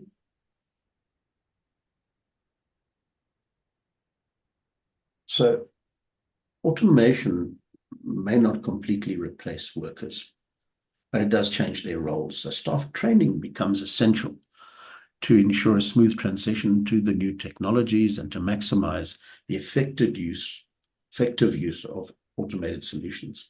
So it changes things. And I can tell you right now that in South Africa, a big part that we play as SAPA with our members is the coordination of training of its people. And this starting to become a real issue, is to make sure that your staff are trained to take advantage of the new technologies. And so you need a culture of innovation and continuous improvement in the organization, and management have to drive that. Harry? So I'm going to end kind of where Dr. Kilborn was referring to. That's the issue of customer service. So despite innovation, despite all the technology, despite the vast efforts for efficiency, despite the efforts for total visibility, the market, the consumer is unforgiving. You have maybe one or two chances to get it right. And if you fail, the customer has choice, it's highly competitive, and he moves on. So all of these things have to be geared around no failure. You have to have a zero tolerance view to failure because the customer will move on. And so key to this issue, more rapid delivery, driving down costs. The only way you're going to be able to do that is through technology and making sure that your people understand how that technology works and that you give your customer the ultimate levels of service. I mean, I had a situation last week where I ordered something myself for an item of hardware, and it went missing. The frustration I had, so I will never go back to that supplier again for an online order. Not going to happen. So we're unforgiving. We don't tolerate it anymore. So customer service, driving this issue, all of these things are revolving around this. So with that, I will say thank you.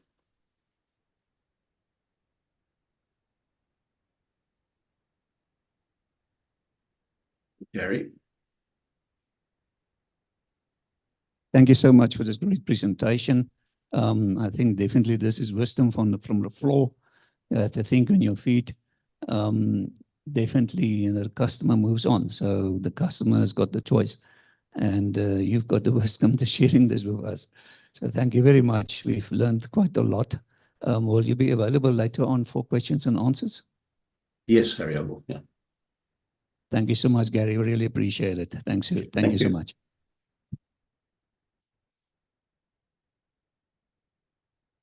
I've just informed that C-Track is also going to, in a raffle, give out 6 of these nice little bags. So thank you very much, C-Track, for that. We appreciate that.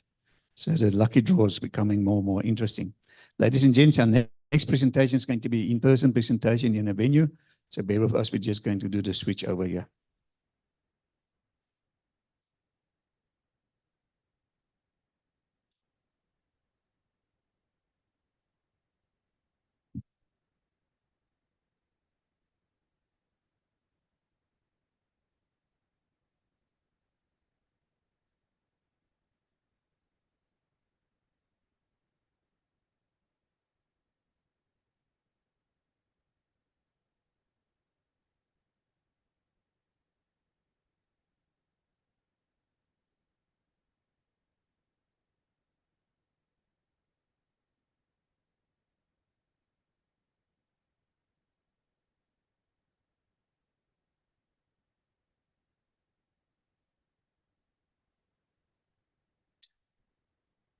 Ladies and gents, our next presenter then is Mr. Renko Berg. He's also gold sponsor of the Transport Forum. He's the co-founder of Expansion and Strategy Control Fleet, and he's going to talk about the utilization of last mile data analytics for improved decision making. Thank you, Renko. He's going to bring a presentation up.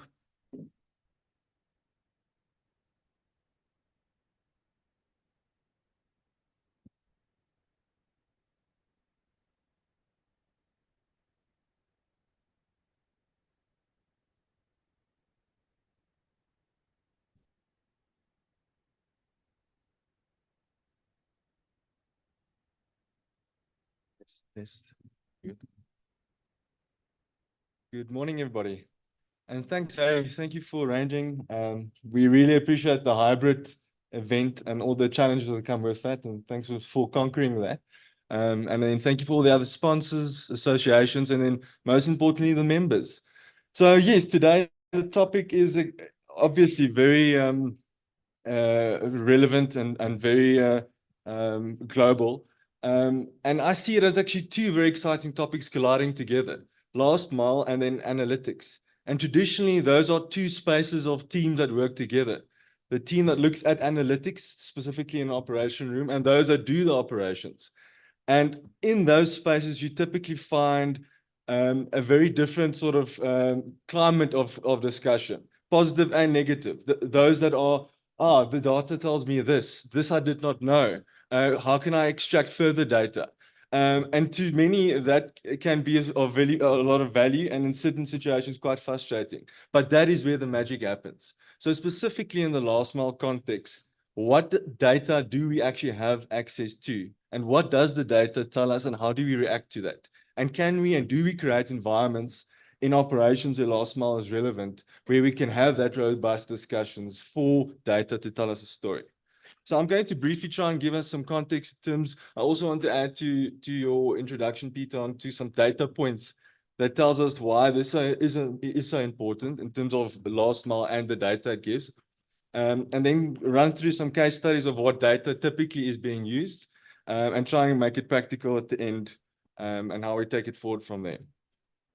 So interestingly enough, if you look at some of the stats drawn from different sources, the stat that you mentioned in terms of cost is roughly in that figure of about, the source I found, about 53% of total shipping cost lies in that last mile area.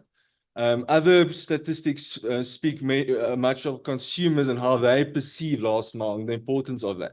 From a staggering 84% that say that the reluctance to use a retailer where potentially last mile is included comes down to how that experience has been received.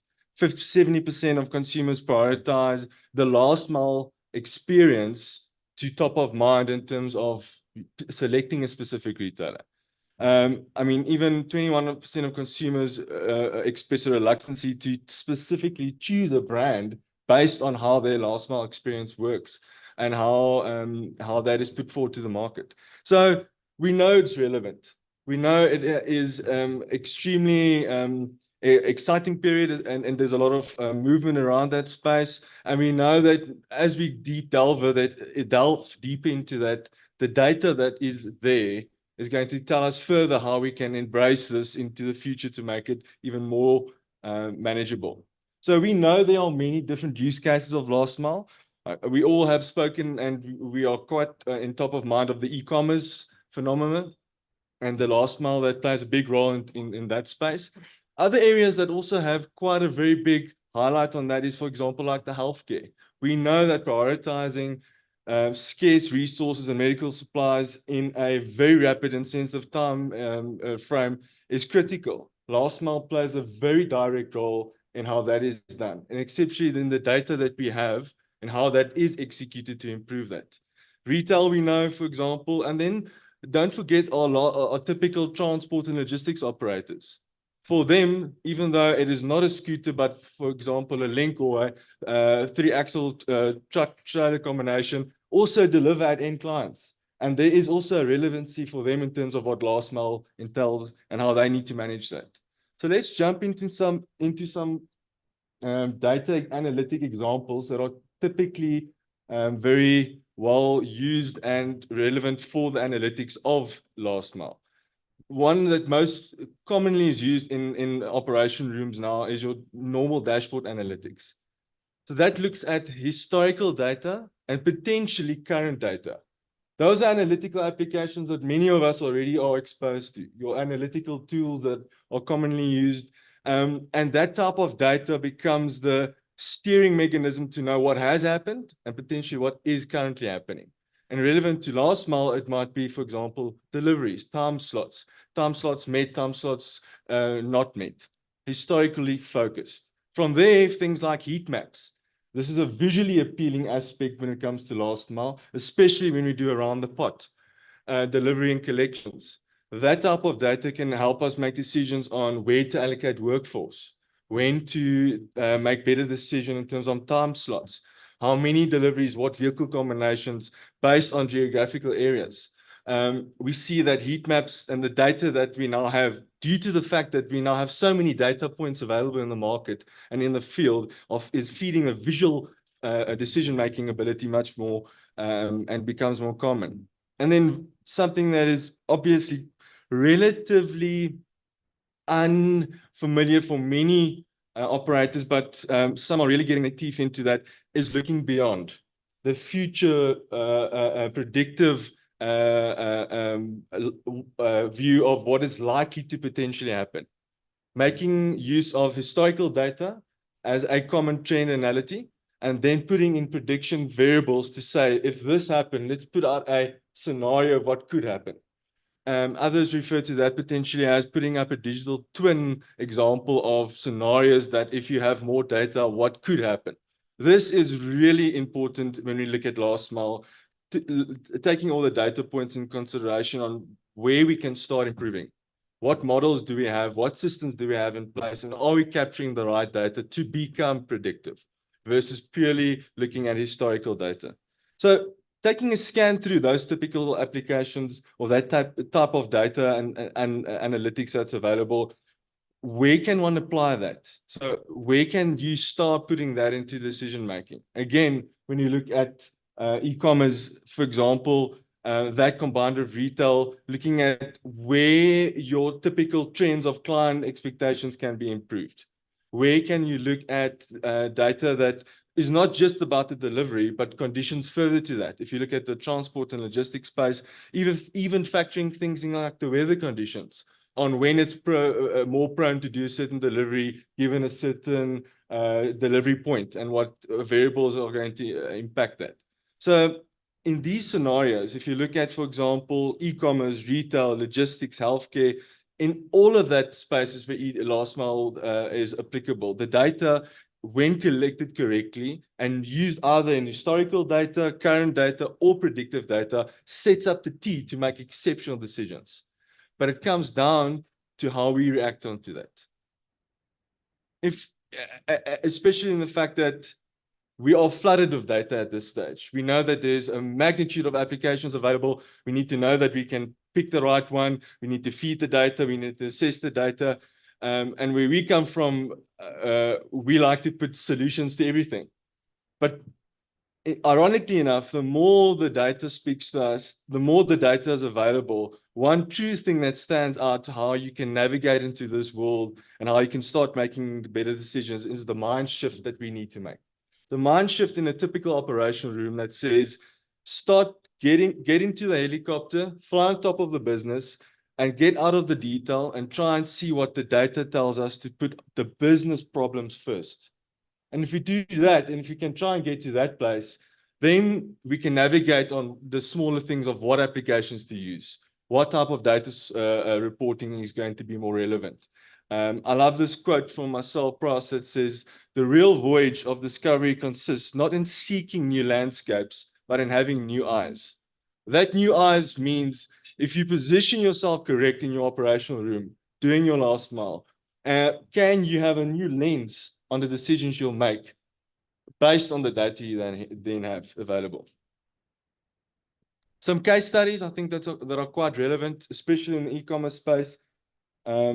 there are many of the known retailers that do the insourcing of that last mile delivery decision to either insource or outsource, but making use of historical data, the significant leaps that they make in terms of delivery times that they improve based on the data they have on what works and doesn't work. Something very exciting, I think, also is the penetration of using last mile into the rural deliveries. If we have more and more data points into that space, we can optimize that geocoding and create a footprint in delivery into rural spaces that are not known and not available for many of the retailers or outlets that want to penetrate the market that's not known to them. And then especially in the transport and logistics space. I hope, Harry, the internet allows me, I've got a little example. So if you do have that magnitude of data available to you, things like, for example, reacting on ETAs or providing that visibility that we've spoken and Gary's alluded to or has referred to, becomes things that, again, when tech is being used, can be part of your decision making that you can pass on to the relevant stakeholders. So this is the example of a handheld unit that's got a basic tracking facility with it. And as part of my journey from this morning heading to here and then beyond going back home, the ability that I could track that data, put it into a customer portal interface to share to an external party so that they can see that data and make decisions on arrival time. Do I have the relevant staff available? Am I geared for receiving that goods or parcel or dispatching? That type of data now becomes something where we can make real decisions and we can share that data onward as a use case. This is something that we see a lot happening in not just last mile for smaller vehicle combinations, but also your proper line haul transport combination assets.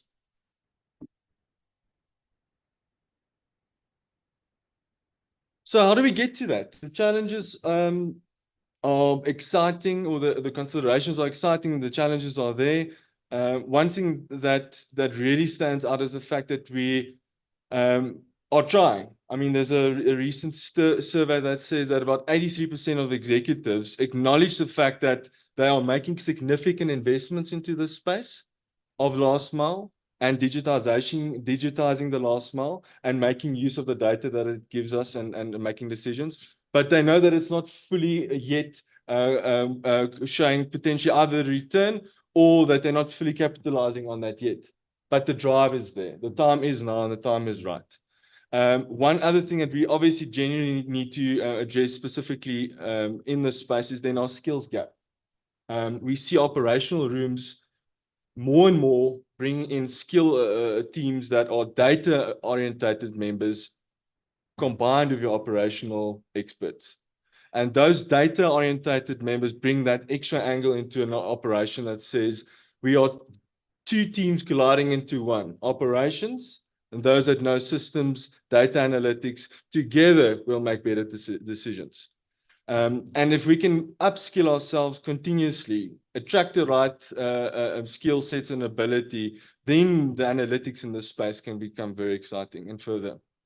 And then obviously the fact that using the footprint of last mile and how that environmental responsibility hat becomes quite not just important, but reachable is something that is also very exciting.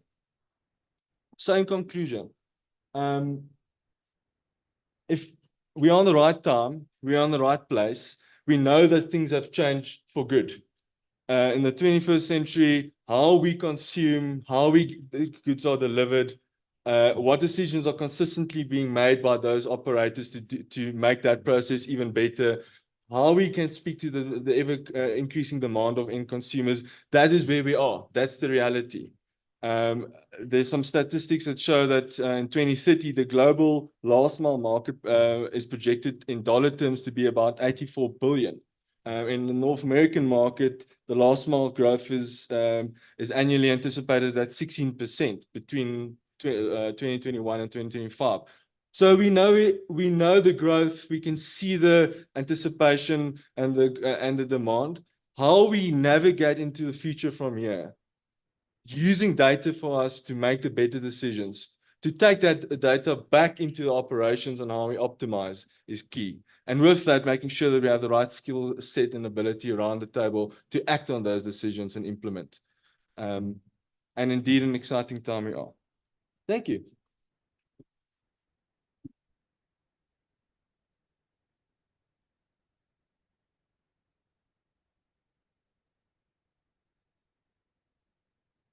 Thank you so much, Renko. Ladies and gentlemen, isn't that exciting? Yes, indeed. Digitalization is a mind shift, paradigm shift, whatever you want to call it. We need to keep up with this. And the important thing is that customer experience, because he determines, and we need to keep up with that. You know, I've learned also when you do shopping and so on, the experience is here nowadays on your phone, what you're experiencing here, and how you're experiencing that interface. Now you're doing businesses here. It's not in the bricks and mortars anymore necessarily. So no, thank you very much for that. I really appreciate that. Ladies and gents, what we're going to do now, according to our program, which I'm trying to get up here.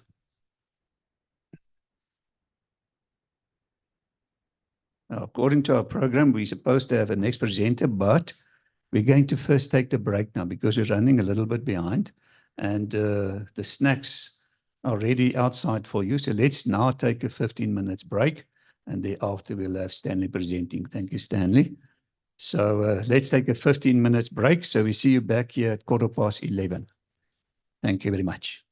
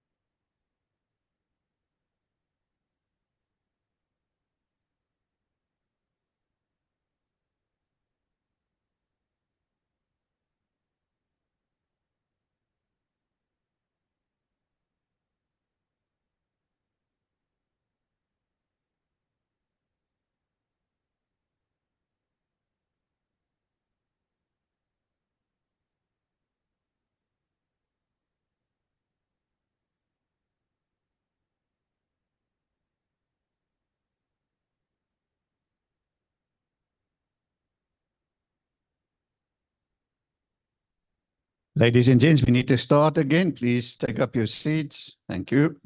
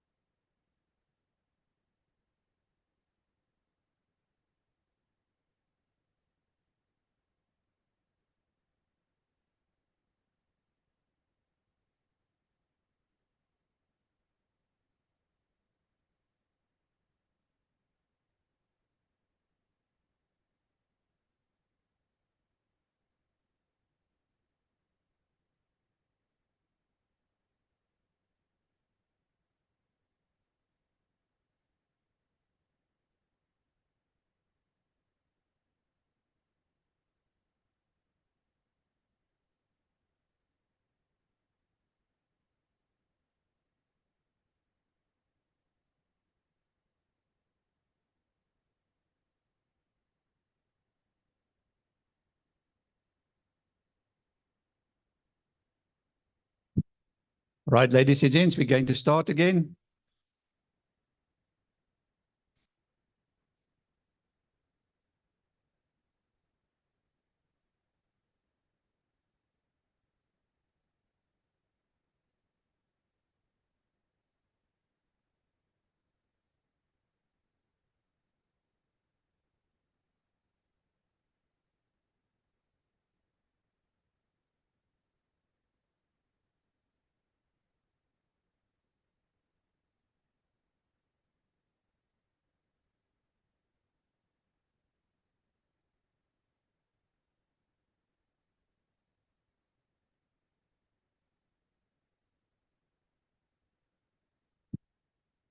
Okay, ladies and gents, here we go.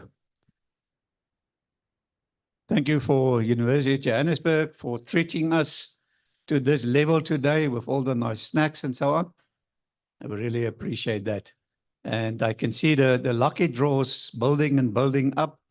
We have more and more prizes here at the front. It seemed to me we've got another 8 prizes that's going to be in a lucky draw. So that's going to be exciting this afternoon. Ladies and gents, then let's focus. Our next presenter is Mr. Stanley Besaidenout. He's a director, but also a forensic specialist, expert witness, trainer, author of IBF investigations. And Stanley is going to talk to us about last mile logistics. What should a risk analysis look like? Now, Stanley, unfortunately, after his presentation, must rush off to the airport.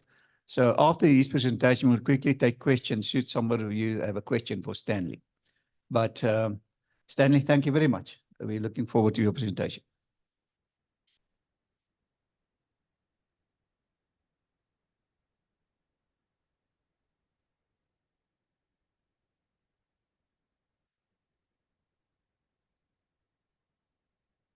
Thank you very much, Harry. Thank you to everybody and good afternoon. I know this is the near graveyard shift. We're about to head into lunch.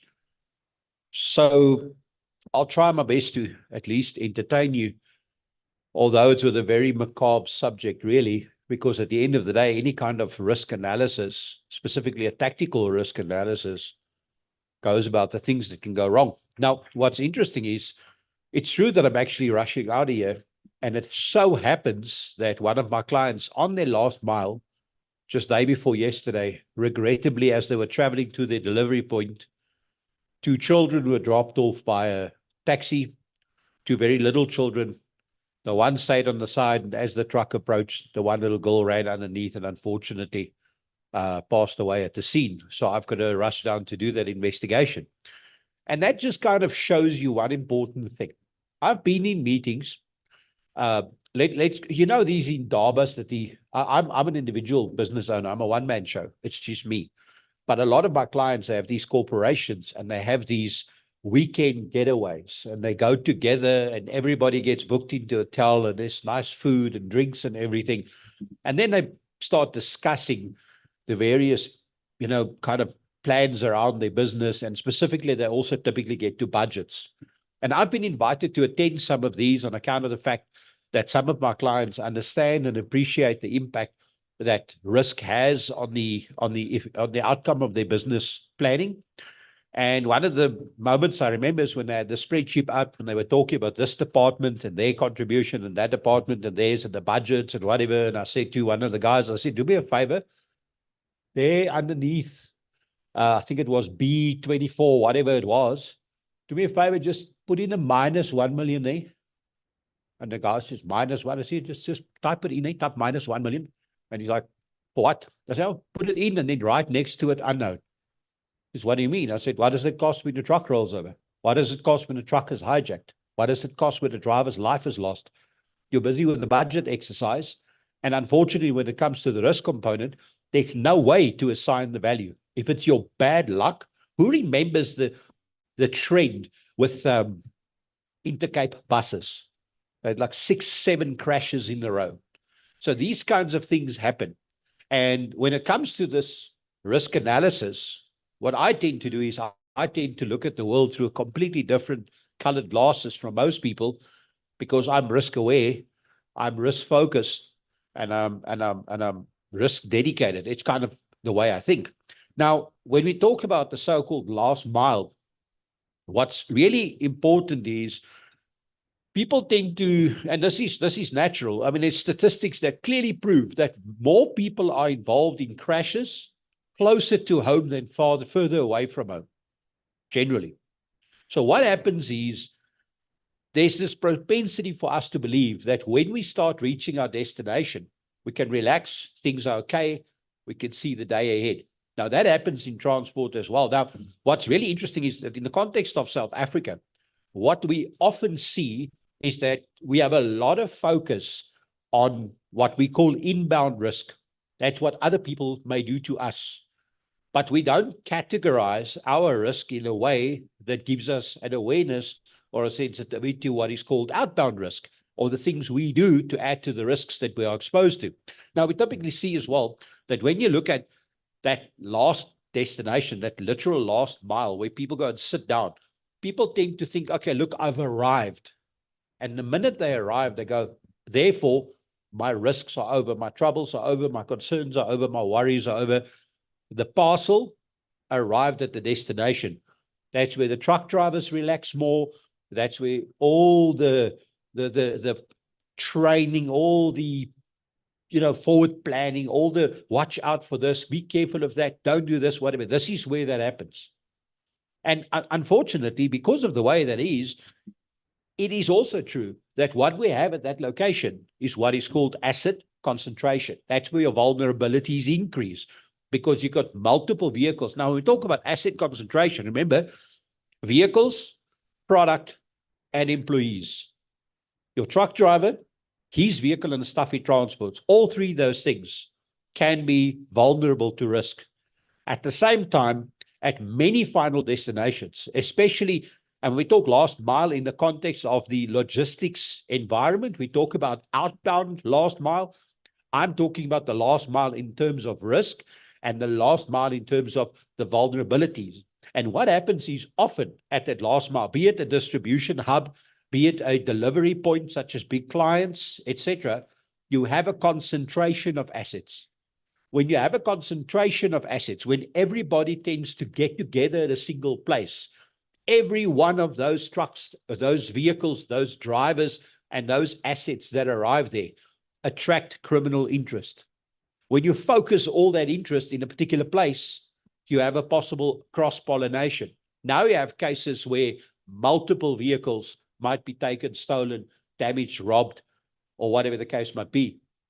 And with that in mind, what I tend to do when I do a risk analysis, we talk about the rings of validity. It's really a matter of deciding where your risk concentration lies. Now, all this sounds quite boo-ah, and it sounds like it's more words than realities, because the problem with most people, unfortunately, is we live in a world where we focus on the things that are important to us. I don't find many people seeking a career in transport because they want to shoot guns, fight criminals, and race after suspects like Anton Kuhn and the No-Jack crowd. Now, the problem is because people focus on transport, they are brought into transport for a reason. I have a business idea, I have a business opportunity, I have a business model, I have a business environment, I have a client base, I've got a product, me doing it, I've got a product that I want to deliver, and at the end of the day, if I follow these 7 or 8, 9, 10 or what, how many ever steps, and everything works according to plan, I have a profitable business. You sit down with the same executives in a one-on-one session and you go, what is your tactical intervention plan in the event of an attack on your facility?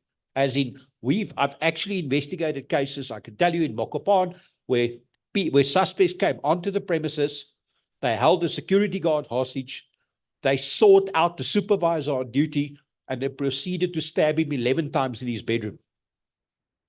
Luckily, he survived, turned out to be a staff member, but there was an internal threat. There was some kind of dispute in regards to who gets how much work, etc., and how this supervisor treated him. Now, if there was any intervention or any coincidental exposure, such as another staff member deciding to resist or trying to assist, you could have this expand and compound exponentially. So when people think in terms of risk, in the general sense, this is what they tend to do. They tend to think of immediate risk. When I say to you, give me an example of risk, you will tell me about the things that can happen to you. A guy pointing a gun at me. Absolutely. That's the immediate risk. That's something that happens right now. Let's talk about the next layer. What are the risks you expect? Things that you can almost assure yourself of that will happen. And most people will say, accidents, protest, action. Then you say, all right, we now know the things that are normal, sad as that may be, in your environment. What are the risks that you potentially anticipate? What are the things that we haven't discussed now that you think to yourself, look, it's possible that some, now they go, oh, well, could be hijacking too. Hijacking is also possible. They could open the doors and steal out of the back of the vehicle. Or they could steal my product. Now you go, all right, we've established that. What are the risks that you can consider when we go beyond that? Now you start getting to things. It could be flooding. There could be major fires that close routes, etc. And you go, okay, well, what about the possible risks? Forget about the things you can think about. What about the risks you haven't even considered? And this is where tactical analysis comes in, because essentially what you do with the tactical analysis, you turn the model upside down. You have these concentric circles of risk, and you start from the inside and you start focusing on the possible. That's the big difference between what I do as a risk analyst and what my clients do as transporters. They want the product to get to the client. I want to try and tell them what the things are that could go wrong during that process. So the first thing I do is I have to analyze the possible risks. In order for us to do that, I either have to do a tactical site analysis where I visit the site and physically inspect it. I might have to do a route risk analysis. And when I talk about route risk analysis, I'm not talking about compliance for the purpose of getting a contract. I'm talking about a method, a protocol, and a procedure that is designed to ensure that I can potentially save the driver's life because he's the one facing that risk. So we start with the possible risks. Then once I understand let's call it the operating climate, for lack of a better, the arena that this transporter operates in, then I go to what are the considered risks out of all the risks that are possible in this environment, for instance, such as perimeter breach. It's a possible risk. Now, out of the possible risk, are those considered risks? Do we have that kind of crime in this area? Is it something that's, and more importantly, are there assets here that will attract that? I've had clients, Dwaalboom, they've breached the perimeter, barbed wire fences, they've breached the perimeter, and they've stolen something like 74 truck tires in a single night. And they roll them out of the premises, through the bush, down onto a road, onto the side, and onto vehicles and out of there. Then we talk about the anticipated risk. Now that we know what the risks are that prevail in this environment, what do we anticipate? What do we think you can look forward to? Then we go to the expected risk, and then we worry about what happens when there is an immediate risk. And for that, we do things like tactical awareness training, etc. Now, it sounds silly that we have to use the word tactical in the environment of transport. But I'll give you a silly example, small example. Brilliant presentations thus far on the issue of data and forward information, etc. And I was lucky. I spent 2 years in the US. During my time there, I had several experiences that I can take away as personal learnings and highlights of my career. One of the first things I want to mention is I was lucky enough to work directly with people from the US Secret Service. They are the people that protect the president and the White House. It's in fact the guys I worked with used to be posted at the White House. And we did tactical assessments on major hotels and incident and facilities like that. So that was a learning experience. They are so risk averse. They literally start at possible risk. They don't care what will happen. They're worried about what could happen. And that difference is why we have such a low incidence of actual, what they call primaries, or people they protect that are exposed to physical incidents. It's because of the bubble they build around them. But that's on that high level. Another thing I experienced, which was quite something, was what it's like to do at Amazon. Amazon's awesome in the US. You put your order in, and on the day of delivery, which is typically the same day or tomorrow morning, you can go on your phone app and you can watch where the truck is going. You can see it's delivering at the first delivery point. It's driving to the second one. I'm 3 delivery points away. Great stuff. People love. That's why, by the way, so many banks and government organizations now have those screens where they say, you number 27, beep, number 28, beep, number 25, beep, number 24. The reason why that is done is because people don't mind waiting as long as they have an idea of how long they're going to wait. So in the last mile environment, what happens is if you had an app and you could see that the truck is now delivering 3 streets away, then one more than me, suddenly staying at home today to wait for him is not a problem. Even if you wait till 3 o'clock, because you know where he is, you can see he's working. And then you come to South Africa, where the criminals will place a parcel, follow the truck, and rob it. So can we introduce those technologies in South Africa? Sadly, we can't, because the very model that is supposed to help us be more efficient at being a business is going to expose us. So you must be careful about how you design solutions depending on your risk environment. That's kind of a tactical risk on the country level. Now, it's also true that many people tend to believe that once we've got what we call luck, we suffer from something called temporal analysis. Temporal analysis is where people go, I've met clients where I've spoken to them about risk, and they go, I don't know, we haven't had anything happen in maybe 10 years. You know what I mean? We've never had an incident. So what happens is the security guard's sleeping, nobody's bothered to change anything. They love the way the system's ticking over. They're paying the security so much per month, and it's their worries. Their trucks are coming and going. The money is flowing. Everybody's chuffed and happy.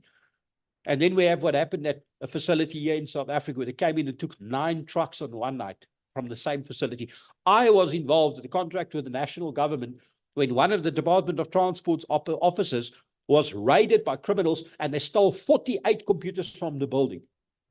They carried them out to vehicles and drove them. They tied up 4 security guards. So this temporal paralysis, this propensity of, I've been lucky. I used the example earlier in the chat here. I said, imagine the guy sleeping with his neighbor's wife. And he goes, we've been doing this for 9 months and she hasn't fallen pregnant yet. Only until it goes wrong. All right, depending on whether you're scientific or individual. But the fact is that we have a tendency to believe nothing will happen till it happens. And you know what I hear more often from hijacking investigations, raids, what we call home invasions, tactical invasions. What I hear most often is they came out of nowhere.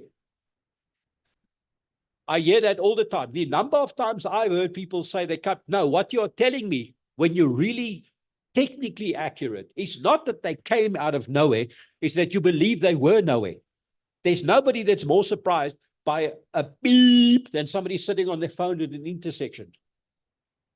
And the problem with this is if you're not tactically aware, as an organization, you're going to be exposed to the same thing. We never stand, I can't believe it. I've never saw it coming. It just suddenly happened out of the blue. I turned around and he was right there.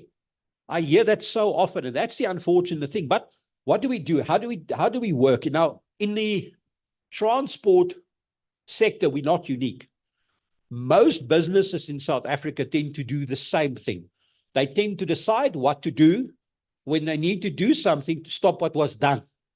Nobody wants burglar bars more than somebody whose house has been broken into.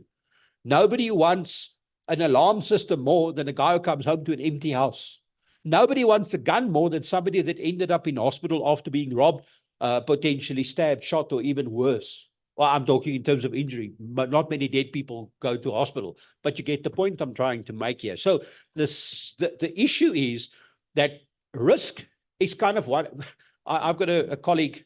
I will call her a friend because we've been working on for so many years. I mean, even Unitrans is here. We've been working together since 2001. And what I find so interesting is she was coming home a couple of days ago, last week or last weekend or whatever. And at their complex, there's a gate and you've got a remote. But their gate closes quite quickly. So what happened is her neighbor was driving into the gate ahead of her and he stopped inside the gate. So because she was halfway in the gate, she honked a horn at him because the gate's going to close on her car. The man jumped out and wanted to have a fist fight with her. He was literally threatening her to assault her.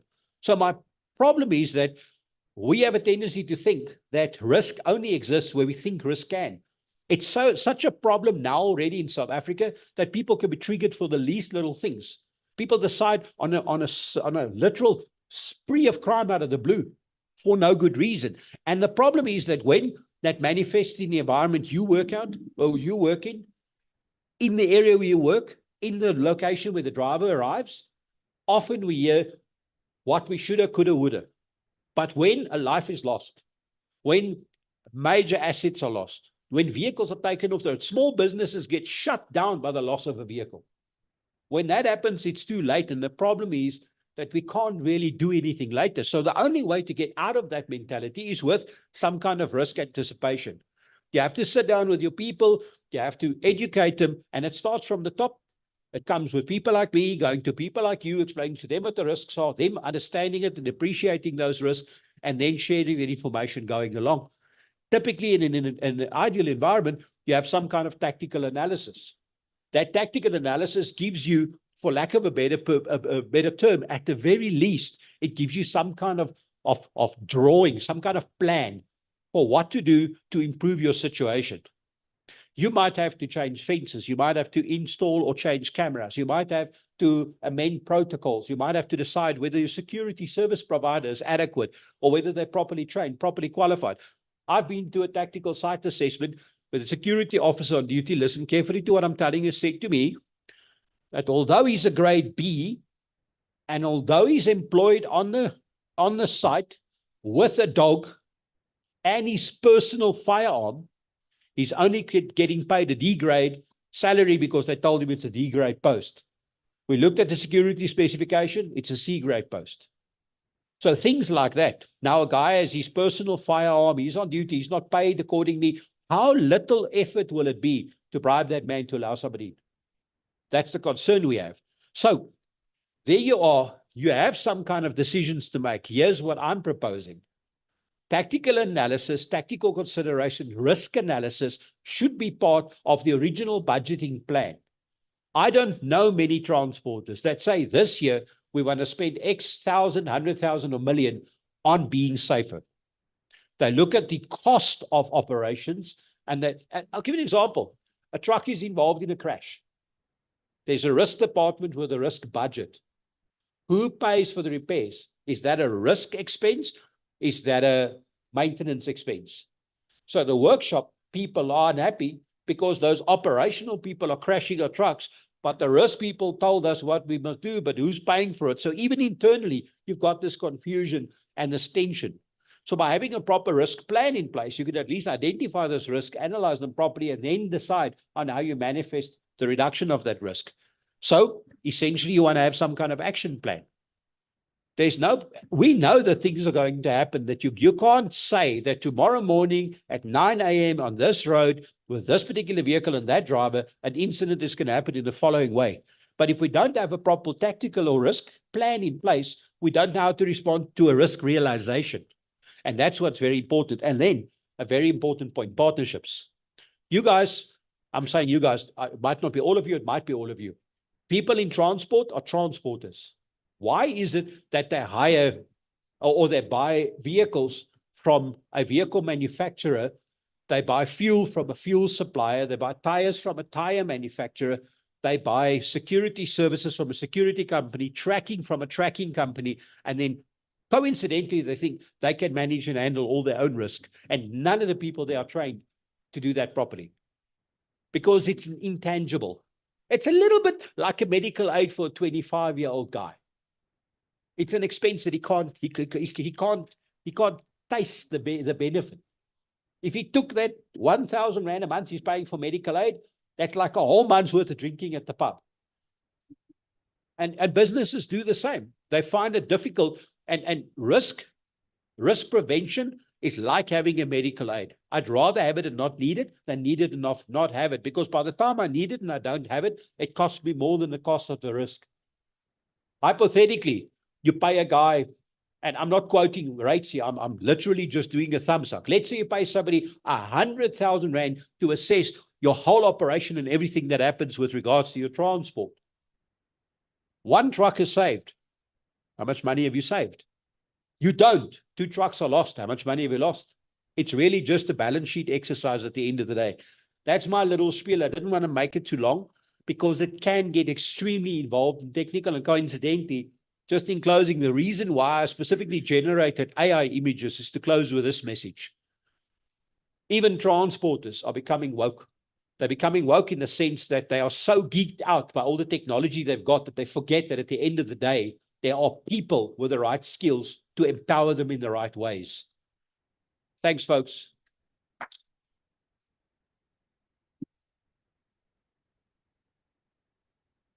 there are any questions, I'll stick around. I'm not flying yet. I've just got to go and arrange the ticket and fly as quickly as I can. But other than that, if there are any questions, please feel free. Thank you so much, Stan. It was an exciting presentation. I think you will agree with me. Is there any question? Are any questions for Stan? Funny, right before this, I said to Harry, you know what? I'm available for questions, but with this, there normally isn't because it's such a unique field. Thanks for your time, people. It was awesome being here. Thank you, Stan.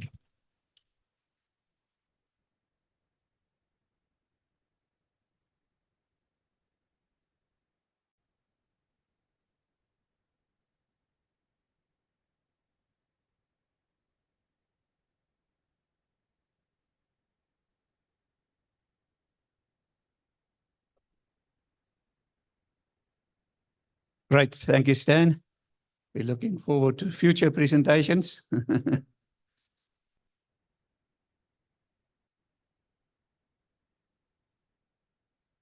Right, ladies and gents, our next presentation will be done by Mr. Oliver Naidu. He's the Managing Director of JSE Auditors.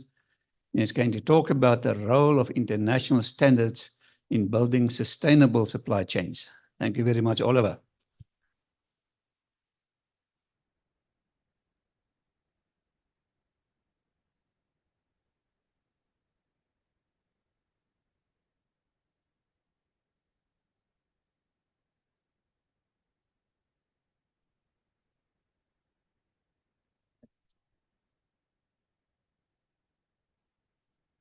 Thanks. I'm not as tall as Stan is. Good morning, everybody. Oh, sorry, good afternoon, everyone. Hope you're all well and enjoying the presentation so far. I'm going to chat about something that's increasingly becoming a key criteria in not just the transport sector, but in multiple sectors in our country and globally as well. And there's a huge shift, I think Gary Marshall mentioned it, around ESG. There's a huge shift around sustainability.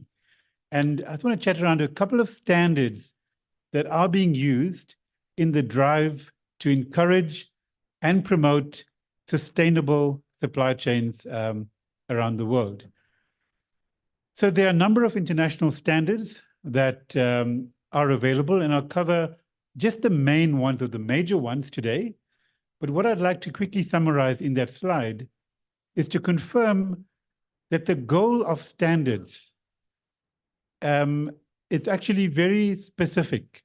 It's around how does one incorporate standards into one's business so that the business is profitable that one protects the business brand. And I think today we realize it can take years and years to build a brand, but it doesn't take too much to break the brand and to destroy reputation. So once we're building, colleagues, it's integral and important to manage risk, as Stan was saying, to mitigate, to continually innovate in the goal of protecting our hard-fought brands. Service delivery, it's obviously an essential part of any business. If you don't deliver value-added services or products, your client will go somewhere else. Safety performance, often, look, safety is a hard sell, like insurance is a hard sell, because the average human being does not have an accurate perception of the level of safety risk. If you drive on our road networks nowadays, people do ridiculous things. Traveling at 180 is not that uncommon. And it's not that the person's an idiot. They have an incorrect perception of the risk they pose to their own lives and to others. So part of the role, or the part of the goal rather, of international standards is to bring to the fore safety risk and to promote measures so that safety performance is optimized. And of course, good governance. Again, if you want to be a serious player in whichever sector you compete in, if you do not place governance as the bedrock of your business, it will be very hard to compete, especially nationally or globally. So these are the broad goals of international standards and the role. So I'm on a couple of ISO technical committees, and it always comes across at these meetings that the role of standards is to facilitate global trade.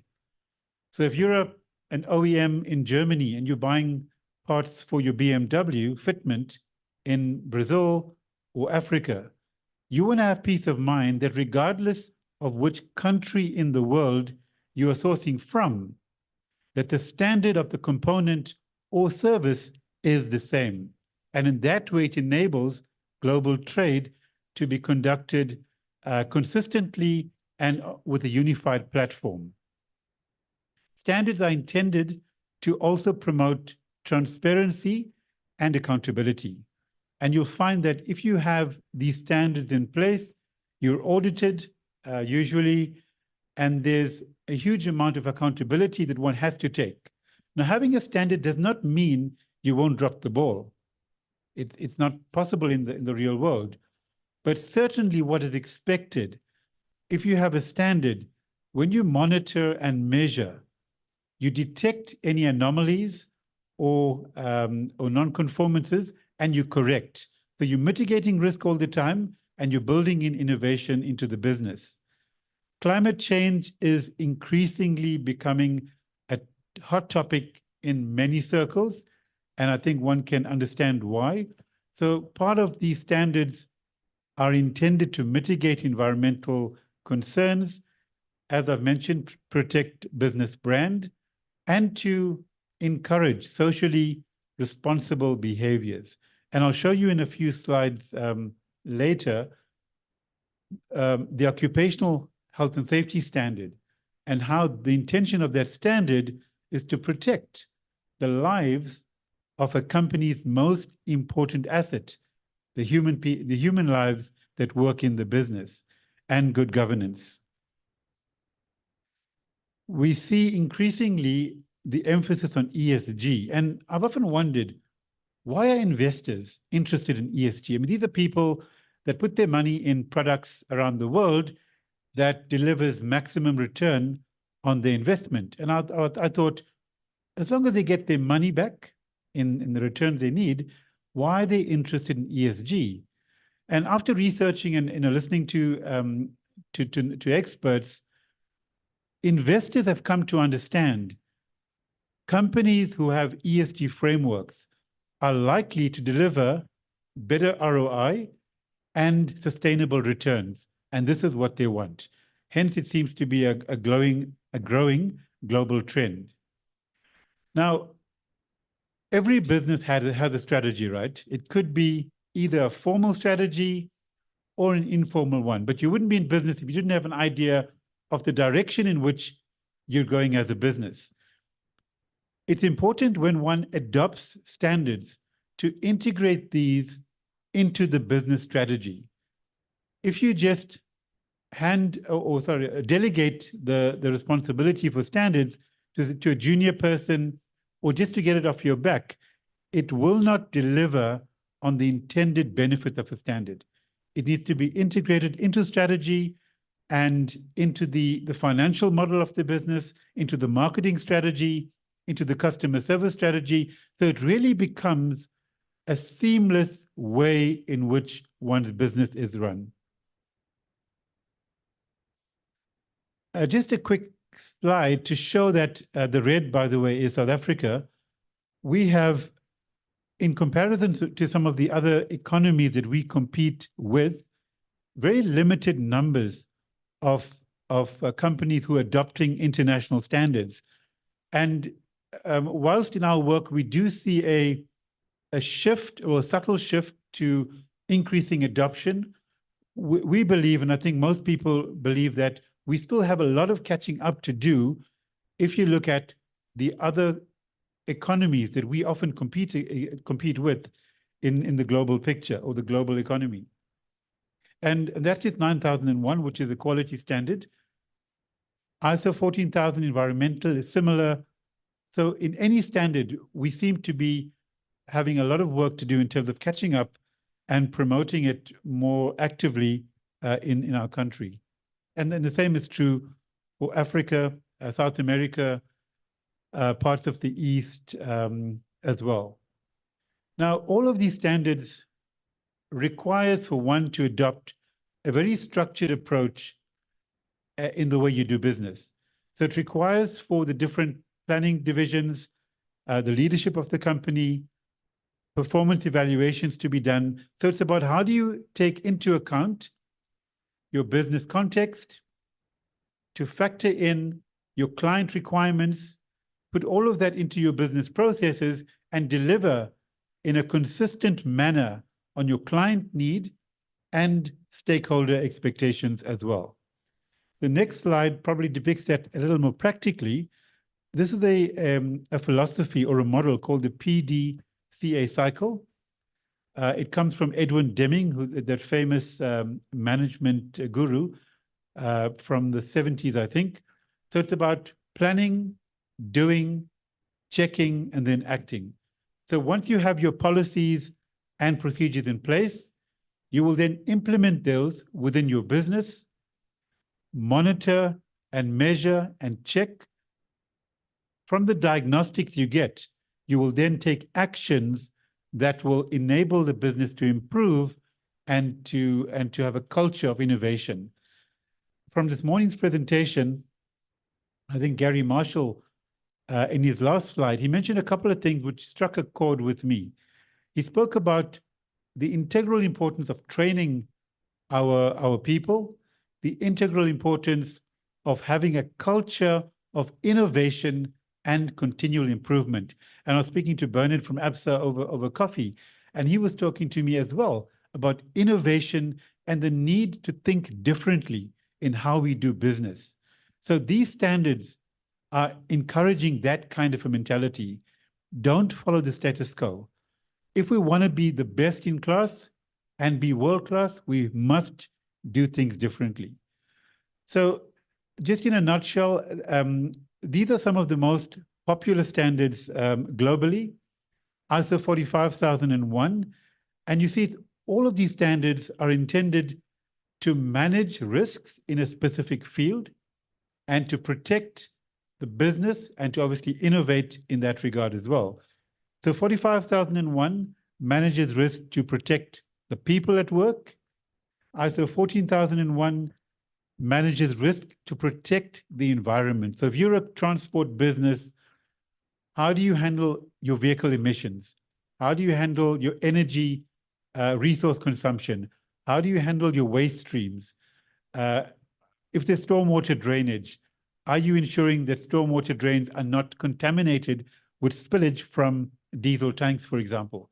There's lots of drilling down in each standard that requires very practical measures to be implemented. So it's not just about having a fancy policy on the wall, but rather, how do you implement it practically to make a difference on the ground where it matters? ISO 9000 is around managing risk to fulfill customer requirements, and it's about quality improvement as well. And I'll talk a little bit about RTMS, which is a local standard, given that the audience here is significantly road transport based. I'll talk a bit about how this standard has effectively made an impact in the road freight sector, reduction of crashes, improvement of vehicle uptime, fuel savings, payload optimization, etc. So 9001, as I've mentioned, is a quality standard that has at its core the need to deliver on your client need.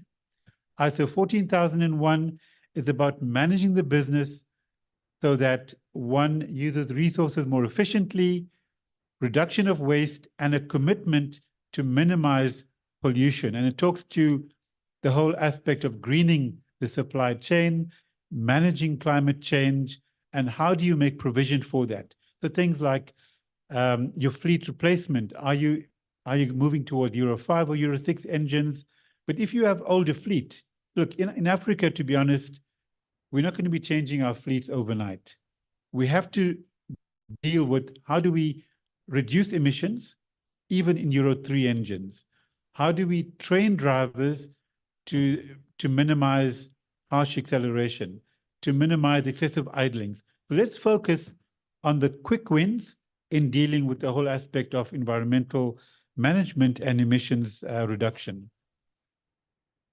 So that's just a summary of some of the detailed requirements of the environmental management standard: greenhouse gas emissions, energy consumption, water, waste, air pollution, etc.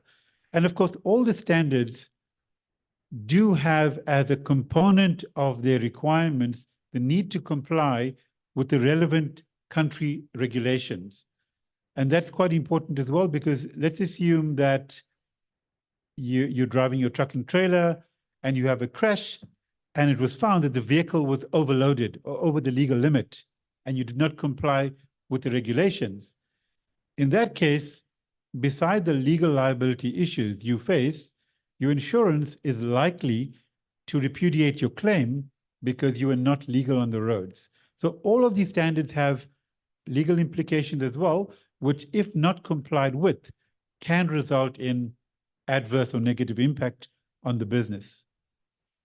ISO 45001, we are seeing in our country a significant move now, especially in the mining sector, chemical manufacturing, and agric, towards embracing the standard, because it's intended to protect the lives and limbs of the people working in the mines, in the factories, on the shop floor. Recently, I'm not sure, I think there were some colleagues from the medical fraternity that registered, but I didn't see them here. So recently, SAPRA, the South African Health Products Regulatory Agency, they made it a legal requirement if one is manufacturing, storing, transporting, or distributing medical devices, they've made ISO 13485 a legal requirement, effectively meaning anybody playing in this space will now need to have an ISO 13485 certification to be considered for a medical device license by the regulator and to do business in the country. That's just the first company of that scale, Value Logistics, who achieved ISO 13485 certification. I think they warehouse quite a large stock for various healthcare providers, and they distribute, I think, in the Southern African region. And what we also see as a bit of an anecdotal example, when companies do achieve certification, there's a feel-good factor internally that they feel, hey, we've achieved a world-class standard. We're doing something right. And that translates to also building the culture, teamwork, and a sense of belonging in the business. So it's a bit anecdotal, but we do see that as one of the benefits. RTMS is a South African national standard that's around just over 15, 16 years old. And here the main intention of the standard is to encourage road transport companies to adopt safety, compliance, and efficiency in commercial fleets. And there's a whole lot of policies and procedures, but effectively, it's about how does one translate the requirements of the standard into practical deliverables on the road. So things like, how do you monitor your payload in terms of compliance, your fuel management, tire pressure monitoring? George and Zalmarie from GT Tires are somewhere here. And tires are a critical safety device, not just for preventing punctures and crashes, but if tires are not managed adequately, it will cost the transporter a lot more in terms of the tire itself, but also on fuel consumption. If a tire is underinflated, that has a negative impact on the truck rolling resistance, which consumes more fuel. So there's a whole lot of practical outputs of the standards that one needs to factor into the business. And that's a summary of the kinds of structured systems, policies, and procedures that one would need to consider. Again, talking about the RTMS standard, here it requires for there to be a detailed vehicle maintenance schedule confirming the OEM specified service intervals for the trucks, and for the trailers it's usually time-based. How do you structure your services so that the vehicles are serviced on time to mitigate any mechanical issues affecting service delivery or in fact affecting safety performance as well? I've mentioned tires, but here the standard requires for there to be tire surveys, inflation pressure, etc. I'm out of time, right? Okay, I'll skip through quickly. Pre-trip inspection. So I'll say this, if a truck or a vehicle has not been assessed for safety and is allowed onto a road, the company is liable for any impact subsequent to that. So it's important to ensure that your driving culture has this integrated and consistently implemented within the business. Okay, 4 minutes. Can I quickly play a video, Harry, before we conclude? Thank you. Okay, this video summarizes the RTMS national standard. And then after that, I'll just say goodbye.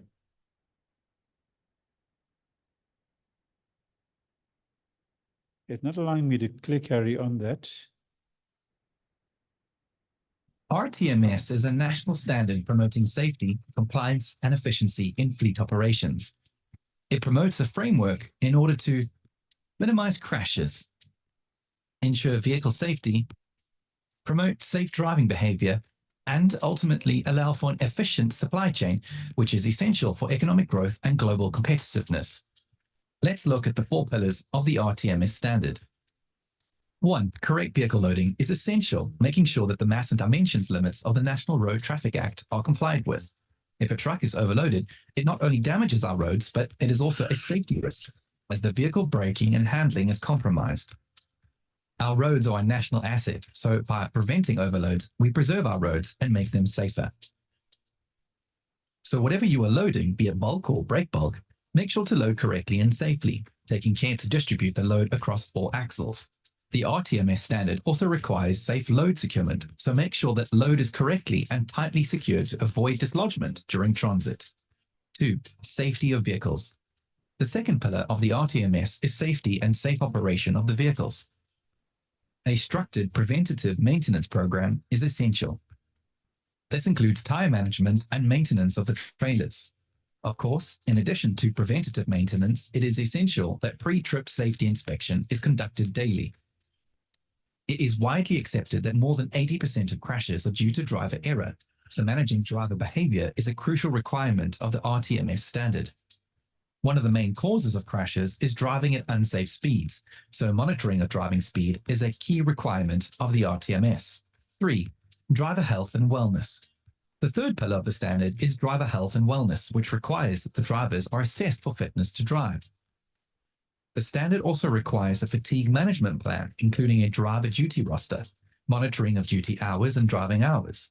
It is critical that drivers get enough sleep to avoid falling asleep at the wheel. Another wellness requirement is the screening of drivers for possible intoxication, which we know prevents a severe risk impact. 4. Driver training. The fourth pillar of the RTMS standard is the requirement for a structured driver training program to be in place. The training program should focus on key criteria, including defensive driving techniques such as keeping a safe following distance, driving at a safe speed, avoid using a cell phone while driving, driver health and wellness. So, as can be seen, RTMS is all about managing risk and promoting safety in a fleet operation. The RTMS has been implemented by leading transport companies since 2006 and is widely accepted as the gold standard for fleet operators. RTMS, it's simply doing the right thing. Okay, so in conclusion, standards make a difference in the first mile, the last mile, and all the miles in between. Thank you very much for your time, and I hope it's, yeah. Thank you so much, Oliver. What a great presentation. Thank you for making the world safer for us and creating a platform for self-regulation. Because clearly one can't do that without having proper standards. Thank you, Oliver. Appreciate it.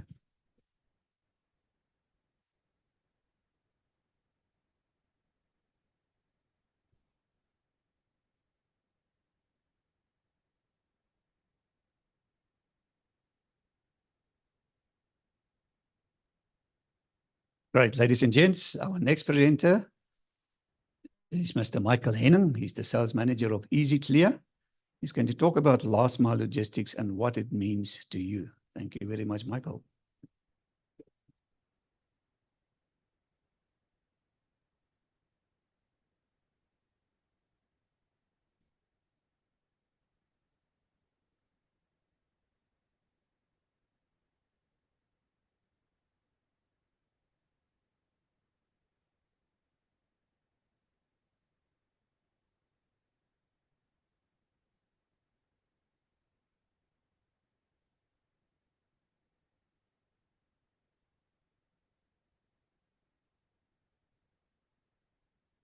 Afternoon, ladies and gentlemen, and those of you online. Our previous speaker could have let you carry on. I'll try and make up for the time that you've taken. I'll be quick. I think many of our early morning speakers have covered the topic in detail and certainly made it us quite aware of how technology plays an integral role in last mile logistics. And I'd like to try and widen the lens a little bit. So with that, you know, when Harry called me and asked me to consider speaking at this particular forum, my initial thought was that the industry experts far more qualified to address this audience, and not to mention it's a topic properly covered by e-commerce experts like those members of SAPA and other previous speakers. Interestingly, though, the speaker covering the risk made me think quite carefully about the risks that are associated with software, or the provision of software within the last mile logistics, and yeah, it was food for thought. So, what does last mile logistics mean to you? Well, depending who you are, it's certainly going to influence what it means to you. And I'd like to cover just a few aspects or few parties within the last mile logistics. So as an example, as a consumer, all that you or I would be interested in would be, when is my package arriving? And Gary from SAPA covered that quite intensely. As a logistician, and I refer to them as magicians, managing the last mile is all about exceeding the client's expectation and balancing a hugely challenging delivery leg of the journey. For the logistics company, managing the cost of this last mile and providing a seamless service to the customer is the key. And for a software company, it's all about providing a solution that enables all of the above. So what is last mile logistics? And I'm not going to go into too much detail. I think it's been covered and the audience knows it quite well, but it's often referred to as the final stage of the delivery process and considered a very critical and challenging part of the supply chain due to the proximity of the customer, the need for efficiency, accuracy, and timeliness. Something that is covered quite well by logistics companies like the DHLs, the Amazons, Buffalo Logistics, funnily enough, of the world. And last mile logistics involves activities such as, we've covered it, route planning, optimization, package sorting, delivery coordination, ensuring that products are delivered to the customer's doorsteps in a cost-effective and timely manner. All of this accounts for, and it's not surprising actually, and the figure I got is slightly lower than those that were shared earlier, but it's not surprising that it accounts for nearly 40% of the total cost of delivery and why it plays such a crucial role in customer satisfaction and retention, and directly impacts the overall delivery experience. Now, in recent years, with the rise of e-commerce and same-day delivery expectations, last mile logistics has become increasingly important and complex, leading to innovations in technology, something that I'll speak on in more detail, and delivery methods to streamline operations to meet customers' demand. As a software company, we're advocates, obviously, for the adoption of technology and the benefits of software and solutions to provide and meet the challenges of last mile logistics. The adoption and implementation of technology as an integral part is an integral part of the solution. It's obvious. So let's take a look at some of those challenges that have been covered. I'll cover them in 4 slides, really. There's certainly many more challenges than these, as have been alluded to, but one of those is the rapid growth of e-commerce, enabled by technology, obviously, and a paradigm shift or a change in thinking, I think, is also needed here, because we refer to it as e-commerce, and of course, it encompasses much more than just the movement of the goods within the last mile. It includes the placing of the order via online platforms, etc. But we should start to think of e-commerce more simply as commerce. It's becoming the norm now, as digitalization connects international trade, and the evolved infrastructure of connected international trade becomes the normal way of doing business, translating into what? More orders, more deliveries. So the only way to cope with the increased volume driven by digitalization is to embrace the revolution and leverage technology to optimize service delivery in the last mile. It's crucial for success. Logistics companies are taking advantage of localized storage. I don't know how many have heard of dark stores. I never heard of a dark store before, I'll be honest. But when I heard of dark stores, and I thought of an example when I was walking through my local Checkers, actually, and I don't know how many of you have heard that constant beep, beep, beep, beep of people, the picking of the product to deliver to customers. It dawned on me, and it reinforced this idea of a dark store, which is really just a place where these pickers can go and do that without the customers and without running into customers. It's a constant beep of Checkers 360, I think it is, picking staff.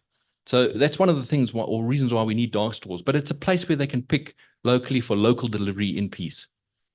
The deployment of electric vehicles and bikes, Gary mentioned earlier in his presentation about, and I'm an advocate of using the right tool for the job. Why deliver something in a van when you can do so on a bike? You can save tremendous amount of fuel, not to mention reduce the emissions enough to make a significant impact. So some of the solutions to the challenges of e-commerce: centralize, localize, go green.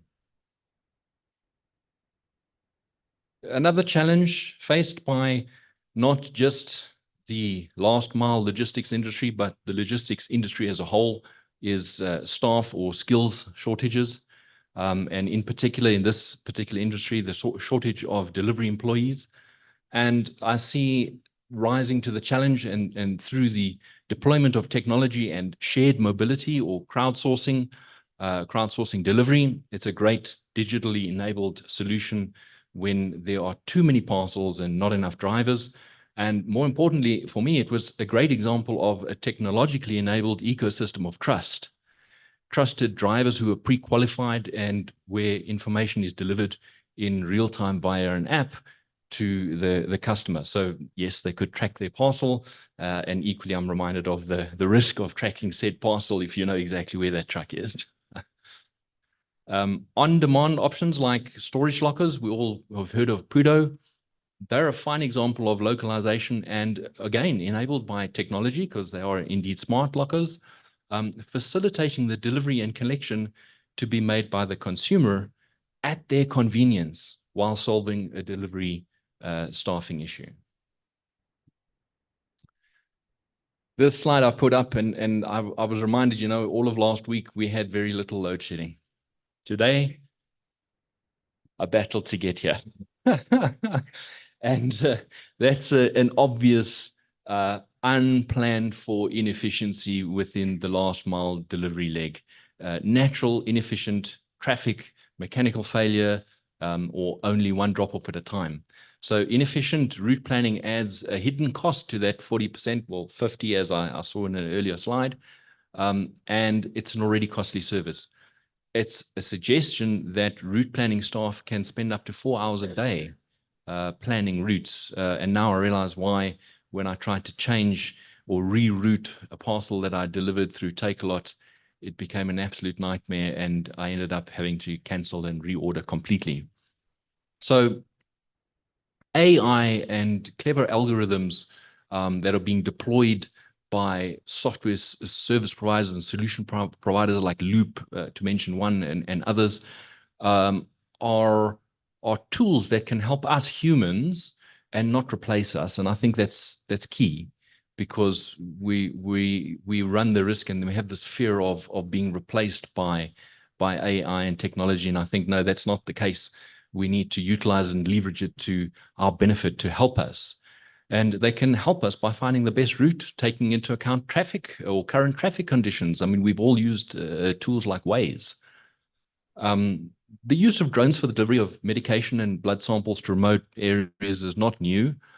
We could relieve some of the strain on the supply chain caused by traffic inefficiencies, though I'm reminded of what Gary said about the concentration of deliveries within an urban area like Johannesburg, and I kind of can't imagine thousands of drones flying around above our heads delivering parcels. So perhaps not the best use of technology there, but certainly robots. We're seeing those in the streets of London.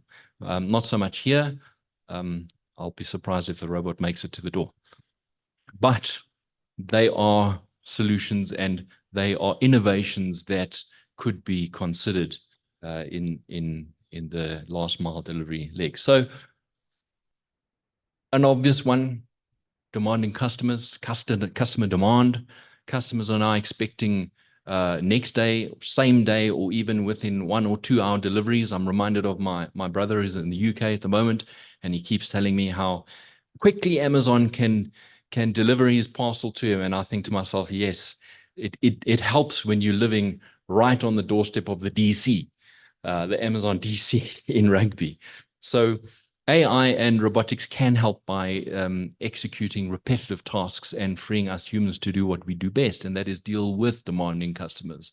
I'd much rather speak to somebody on the phone who, with the help of technology, can help me when there's an issue like the Takealot order that I had that I needed to be rerouted, but ultimately couldn't. So what does the future of last mile logistics look like? Kind of futuristic if you look at this slide, and one of the speakers was talking about the concept of digital twins, something that I must be honest, I hadn't really heard of until I started researching this subject. But it is the physical and the merging of the physical and virtual worlds in a single environment where simulated machine learning and reasoning can assist us with the decision making, only made possible, of course, through the convergence of digital technologies. And the concept of this digital twin, or an example of this, is where the virtual representation of a logistics system fed by real and efficient logistics systems generating large amounts of data can be collected and updated by or with the Internet of Things and connected platforms. So technologies like the Internet of Things, 5G, blockchain, collaborative computing and simulation, all merging together to give us the tools that we need to make predictive analytics and assist with the delivery of the product and ultimately meeting the consumer's demands, the demand for tighter deadlines, more frequent deliveries. So for me, the future of last mile logistics is a digital, autonomous, electric, connected, and bright one. When thinking about last mile logistics as a software service provider, the last mile logistics for us, for me, in fact, is the software as a service application and the delivery thereof to you, our customers, via your web browser on demand, with solutions that meet the needs of the you in the first slides, the consumer, the magician, and the logistics company. So with that, I hope I've made up some time, Harry. I'd like to thank you and the Transport Forum for hosting the event. As always, it presents an exciting and invaluable opportunity to network, understand, and discuss some of the challenges facing the industry. For a software company, these are fantastic incubators for the innovative new ideas to meet the challenges of Global 2.0, Global Trade 2.0. And I hope that I presented last mile logistics through a wider lens. And I'll leave you with one thought, a little bit of humor for the day. Why did the last mile logistics company break up with their GPS? Because it always wanted to take them on the scenic route and they just needed to deliver on time. Thank you. Thanks, Sarah. Thank you so much, Michael. Thank you so much for a great presentation. So I don't know, I'm actually a magician myself then. That's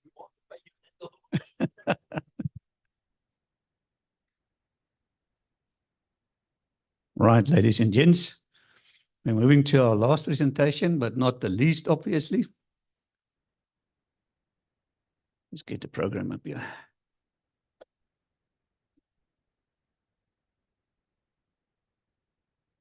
So our last presentation then will be by Mr. Ray Singh. He's the Head of Business Development Petroleum of Unitrans. And he's going to talk about last mile fueling the economy. Thank you, Ray. Indeed.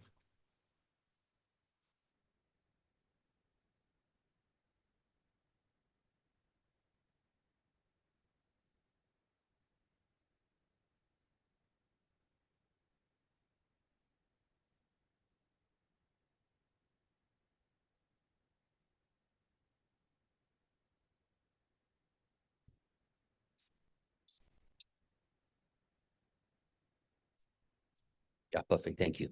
Afternoon, everybody. I think I'm going to present, and I know I'm going to be the guy standing between you and lunch, so I'm not going to be long. And I'm not sure about how long I'm going to take, but I can certainly assure you that it'll be quick. So, in terms of we've heard a lot about parcels, boxes, AI, data, security, health and safety, regulation, compliance. In terms of what I want to talk about today is basically petroleum. So everybody here drives a car, everybody goes to a filling station, everybody fills fuel. I'm going to explain to you today how that fuel gets into the tanks safely, and I'm going to paint a picture in terms of basically the petroleum landscape. We will just talk very quickly in terms of Unitrans and what we do. I've got a slide or two on that. And then in terms of last mile delivery, the forecourt, what are the challenges that we as big operators see in terms of last mile deliveries before you actually go to a service station and fill up your car with fuel? I will then talk about some technology that we are actually deploying to actually address some of these shortfalls. And then I will talk a little bit about the leading technology trends that we see in global markets in terms of how fuel and last mile delivery is happening and where the fuel industry is actually going. and we'll finally conclude. So let's just get straight into it. So basically, in terms of the landscape, petroleum products are moved from refineries, obviously, to pipelines, by rail, road, and sea. South Africa, if you guys don't know, consume about 30 billion liters of petroleum product per annum.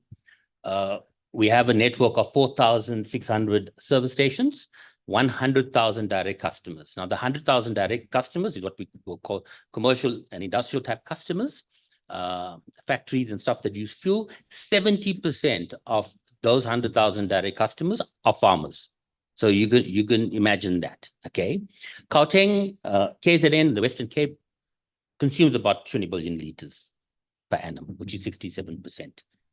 The industry at large employs about 83,000 people.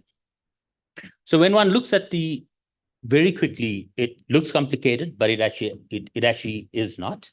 South Africa has refineries. It comes through 7 ports. Refined crude is produced. We refine it and we produce fuel, and that goes into a network of pipeline. It goes into a network of rail, and it goes into a network of road. Okay, into South Africa, which well in the country, and then the refined fuel we actually consume. All of us around the table here consume fuel, and you can imagine the 30 billion liters. We also send them into SADC countries as well. In terms of refined fuel, there's also a major leg via road haulage, and I want you to picture something in your head. You've got 2 types of distribution in fuel. You've got basically primary distribution, which is from tank to depots and terminals, and then you got secondary distribution. Secondary distribution is the last mile, which is basically, and I'm going to focus on the forecourt because a lot of my talk today is about the forecourt and basically the last mile. So that's what we talk about secondary, yeah. So the dilemma in the landscape, as you guys know, 2019, okay, 703,000 barrels per day is what our refining capacity was. So we bring in crude through the 7 ports, and we produce fuel. Today, it's 258,000. So we have lost, as a country, 63% of our refining capacity since 2019. How did we lose it? Astron Energy, 2020, the big fire that happened there, they obviously started again. That's in the Cape. You got Engen, obviously down in KZN. Also an accident, December 2020, fire, and they stopped production. So that was the end of it. Sapref, they stopped in March 2022. Petro SA basically is the only gas to fuel power plant in the country, and that actually production is also stopped. The only 2 refiners in the country is Natref and Sasol Secunda that is operating. So what I'm trying to show here is that the landscape, the supply chain landscape in terms of supply has actually changed. So it's quite a dynamic landscape. And here we're talking about bulk product. We're not talking about parcels. We're talking about billions of liters of fuel that gets moved throughout the country. So just very quickly, in terms of Unitrans, I mean, you guys know us. We operate in 10 countries. We have about 5,000 vehicles in operation. We employ about 11,000 people. In terms of kilometers that we travel per annum on our fleet is about 300 million kilometers. In terms of the liters of fuel moved, that includes fuel and cryogenics and LPG. We move just over 4 billion liters per annum. And in our people transport business, we move about 18 million people. So you can imagine, as a company, we also consume a hell of a lot of fuel to keep those fleets up and running. So in terms of what we do, it's fuel, it's diesel, solvents, black products, bitumen, it's LPG, it's cryogenics, chemicals. We've got some food grade stuff that we do, explosives transport. So a lot of this is petroleum related. So specifically, what we actually run in Southern Africa is about 1,000 tankers. We employ about 3,500 people in the tanker division only that actually move this product around in the supply chain. We operate about 20 depots in 6 countries moving fuel. So that's enough of Unitrans. I want to talk about the challenges. So picture this, last mile distribution, okay? You are the person that is the recipient of the fuel that goes into a garage. So I'm going to focus your attention, and everybody here has been to a garage. You know what a forecourt is. Does anybody here not know what a forecourt is? forecourt is actually the garage. Okay. So we look at a vehicle, and a vehicle, say, and I'm going to use a very standard combination vehicle, which is a Q50 tanker, 4 compartments, and just for clarity, it carries 40,000 liters of diesel at a time. Okay, in 4 compartments. So when we prepare for the arrival of that big bulk tanker, and most of you would see in some form or matter, when you're in the garage, some days you will see a fuel tanker that's actually loading into the underground tanks. We have to cordon off that area. There's normally cones around it. There's fire extinguishers around it. There is spill kits around it. Some of the challenges that we face is on the forecourt staff, very high turnover in terms of them, because they get trained and then they leave.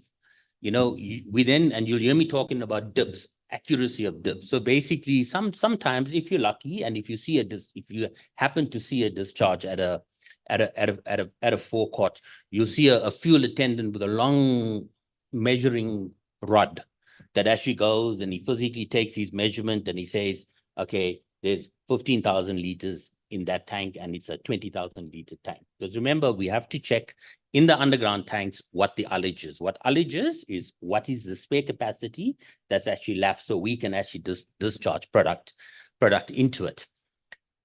There's constant interaction between the staff members and our drivers. You'll also see, and if you can picture a fuel tanker, it's big. It's a big semi rig. You have big forecourts and then you have small forecourts. So sometimes we have to actually maneuver in very tight spaces to actually get the vehicle, cordon it off, and prepare for the vehicle to actually come. So all of this now, what I'm explaining, has to be done safely. So to Oliver's point, in terms of all the ISO standards that we actually have, it is tested and proven against that we have all those standards actually in place. So now when one looks at the discharge of the product, how does 40,000 liters of diesel, 4 compartments, get into an underground tank? And from there, it goes into your car when you actually pull up. So basically, there's old technology, and on discharge, there's old technology on the tanks and on the vehicles. You know, not all vehicles is the latest and the greatest. It's specifically around the tankers and the discharging. The reason why that technology actually fails, and what we try and actually prevent with technology, is contamination, because often enough, the product that is discharged is discharged in the wrong tank. So we'll take ULP 95, which is petrol, and someone will put it in a diesel tank and contaminate 15,000 liters of diesel. You can just imagine the price of that. That's if they pick it up. If they don't pick it up, also important to see, when you go in there with your car and you think you're filling petrol and it's got 40% diesel in it, you start the car, it murmurs a bit and it goes along and you do major damage to your car. That has also happened. Okay, so that's another thing that we need to actually consider. Sometimes these manual dip readings are actually, humans make mistakes. That is the bottom line. Okay, so they calculate. There's a lot of calculations that actually happen in the forecourt before the discharge actually happens. So the guys make a mistake in the calculation, and they basically overfill the tank, and then you have what we call a spill. Yeah, which is in Oliver's terms, the LOPC, loss of primary containment. There's a lot of frustration that is created in the forecourt. So this last mile process in the forecourt, a lot of moving parts, a lot of variability, a lot of frustration, a lot of mathematics, manual to a degree, computerized to a degree. The other thing is we have a retailer that actually over-orders product.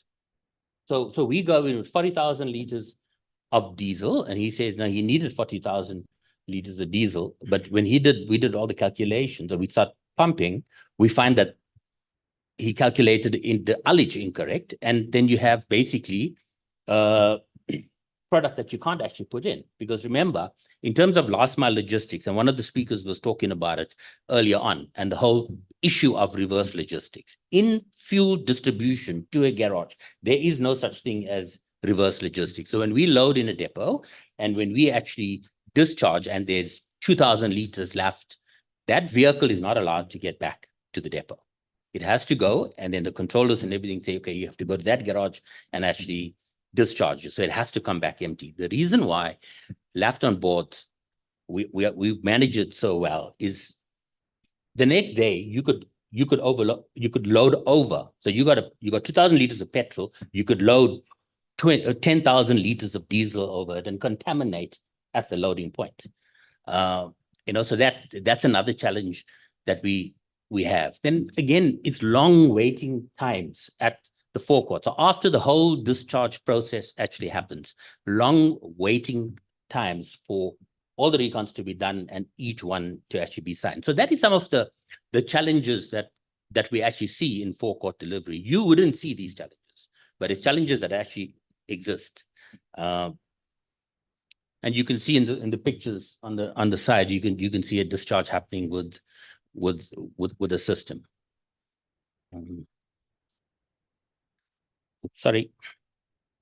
So when we look at it and we say to ourselves, okay, how do you actually engineer it out? How do you actually use technology-enabled solutions on the vehicle that we have, and basically at the forecourt to actually engineer out overfill, spills, contaminations, long waiting periods for documents, all of that stuff.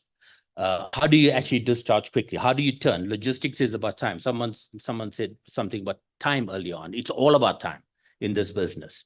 So we do three things largely. The first thing is the measuring and discharge systems that we use on our road tankers. Okay, is a specific measuring and discharge system called BARTEC. And I'm going to talk a little bit about that. The second thing that we do is, in terms of traditional loading, at a gantry, you will load single hose, and at an offloading point of a 4-compartment tanker, you will offload basically one compartment at a time, one hose at a time. Okay, what we do is we actually use multi-hose loading and multi-hose offloading. So basically, at the gantry, we could load up to 2 hoses at a time, diesel and petrol, into compartments. And at the forecourt, we could simultaneously discharge up to 4 compartments into an underground tank. The third thing that we do, and I'm going to talk a little bit about each one. The third thing that we do is we deploy technology. Technology in terms of sign-on glass, as you guys would know, very in the parcel business, in the Amazon business, and everything is sign-on glass. It all looks cool. We also do the same. We've got like 4 or 5 systems with the multinational fuel companies that actually do that. Okay, and for one fuel company, will use their sign-on glass system. The other one will use ours, and the third company and the fourth company. So our BVOs, or bulk vehicle operators, are actually quite used to working with all of it. So let's just get straight into it. In terms of BARTEC, what is BARTEC? BARTEC is an electronic control and metering system for fuel tankers. Okay, so basically it electronically controls all the bottom valves, the pneumatic APIs, which is basically the discharge valves. All the doors. Remember, these vehicles, a BARTEC vehicle has got special doors on it. It's actually got its own printer that prints a meter ticket and all of it. So there's a lot of technology and telemetry that actually controls that vehicle, and it's online and it's real time. Okay. The second thing it does is it measures and records loaded and discharge volumes to the milliliter. There is no room for error. Okay, and I'll explain more in detail. For me, one of the most important thing is the electronic barrier that it actually provides to stop you from loading over product. Yesterday, there was, on that tank, we loaded ULP 95, and tomorrow you go to the gantry and you're trying to load diesel into a tank that had petrol. Contamination is going to happen. And just to picture a fuel tanker, so you guys actually know, and we say, okay, you discharge it to 0. You never ever fully discharge it to 0. And remember this, on all those pipes and stuff that goes onto a fuel tanker, okay, up to 50 liters of product is in that at any one point. And I need to manage that as well. It becomes very difficult to manually manage that, especially when you're delivering 4 billion liters of fuel a year. So we have to use the technology. Incorrect discharges into tanks. So you go into a tank, and it's a diesel tank, and you try and put petrol in there. Okay, you need a barrier. You don't need it. It actually creates the barrier between the human not to make that mistake. Okay. And it's all accurate, full accurate metering system. They basically got computers on these these vehicles. Much faster flow rate, much faster turnaround time. So I'm going to speed on a bit. So I explained to you the concept of multi-hose loading and offloading. So you got a fuel tanker. Traditional fuel tankers will load one hose at a time and discharge 4 compartments, 4 APIs at the bottom into the ground. So we load up to 2 at the gantries, and 3, we normally use 3 because 4 gets a bit tricky. So sometimes on very fast operations, we do use 4, and you can see there on that picture at the bottom right hand side, we are discharging on a Bartek unit using 3 pipes. So 3 pipes concurrently discharges that vehicle. Okay. So we provide that mechanical barrier, and then you will wonder why. Okay, how does it actually do that? And I think I'm gonna explain it to you very quickly. Those pipes, okay, have actually got technology in it. The picture technology that's actually running through the pipe, picture sampling that runs through the pipe, that actually will say, no, we sampled it. There's diesel in that tank. So you could go to a Bartek system and actually discharge petrol and force it and tell it, I want you to actually discharge. There is no way that the system will open those APIs because of it. So it's actually foolproof. Okay. In terms of the gantry, by using two hoses, what we do, and actually stopping loading over. So where you got a ULP that you loaded yesterday to actually put diesel over onto that tank. So what we actually do is we reduce it. We reduce the loading time on a fuel tanker at a gantry for any one of the customers, 90 minutes to 30 minutes, gate to gate. Okay, so in logistics, in parcel delivery, that is massive improvement. In bulk fuel, it's actually even better. At the forecourt, again, we provide that mechanical barrier, which basically it checks the humans and makes sure that you cannot actually put the wrong product. There is some civils that's required. So if you think about a forecourt, you'll see those manifolds there. There's what we call ID collars, which is basically a clever collar system that actually sits in those things. So you put in the hose, and if it's the wrong product, it samples, and if it's in the wrong tank, there's no way you will discharge that product. Okay. So long and short, we actually then reduce our offloading times from 120 minutes to 45 minutes. You must understand, in the fleet of 1,000 vehicles, and in a lot of the forecourts, if you look at all the big multinationals in the country, these operations are 24/7, 365. Okay. So one truck on a shift, or 3 drivers that actually just continuously actually just keep running product. Okay, so that is the second thing that we do, which is basically multi-hose offloading with a combination of Bartek. Yeah. The last thing that we do, and we spoke a lot about this, and very, very prominent in parcel deliveries and stuff, is sign on glass. Everybody is actually using it, and again, for bulk fuel, that's actually what we do as well. So basically, what actually happens is we have SMS notifications to the forecourt to actually tell them the vehicle is actually at the example, Astron Gantry, and in Killarney Gardens, Milnerton, and it's busy loading. When we depart, it's got the route mapping. It will send the SMS, depart on way. Okay, it all depends how long the arrival is. So between 1 and 2 hours, the third SMS to say the vehicle is either an hour or 2 away. What it then does is it does all the discharges, which I spoke to you about, and then it's got photographic ability to actually. So if there's a spill, if there's a contamination, if there's any issue, there's been an altercation, there's been a fender bender or whatever, it's got the ability to actually take photographs, captures the delivery quantity. If there were delays on the road, it can capture reason codes on why the delays are. It's got full recipient signature capture. And the most important thing, and I think one of the presenters spoke about earlier on, is actually transmitting that POD as quickly as possible via the mobile network back to basically our customer so they can invoice. And picture this, 40,000 liters of diesel is just under R1 million. Okay. A lot of the customers are paying at the gantry. So the moment they load at the gantry, the moment it passes the nozzle, kaboom, they invoice for it. So they pay for it. Okay, now you're sending a vehicle, say from Astron Energy to the Karoo in the Northern Cape. That's like a three-day trip. Okay, by the time that guy comes, you'll have 3 days of cash flow. So what we do is the POD, what we call the BOL, which is the bill of loading, the meter ticket slips, and everything is electronically at the point of discharge is actually sent back to the customer so they can invoice. So what we've done there is reduce the order to cash cycles by up to 2 days, and that is massive in terms of cash flow in this day and age.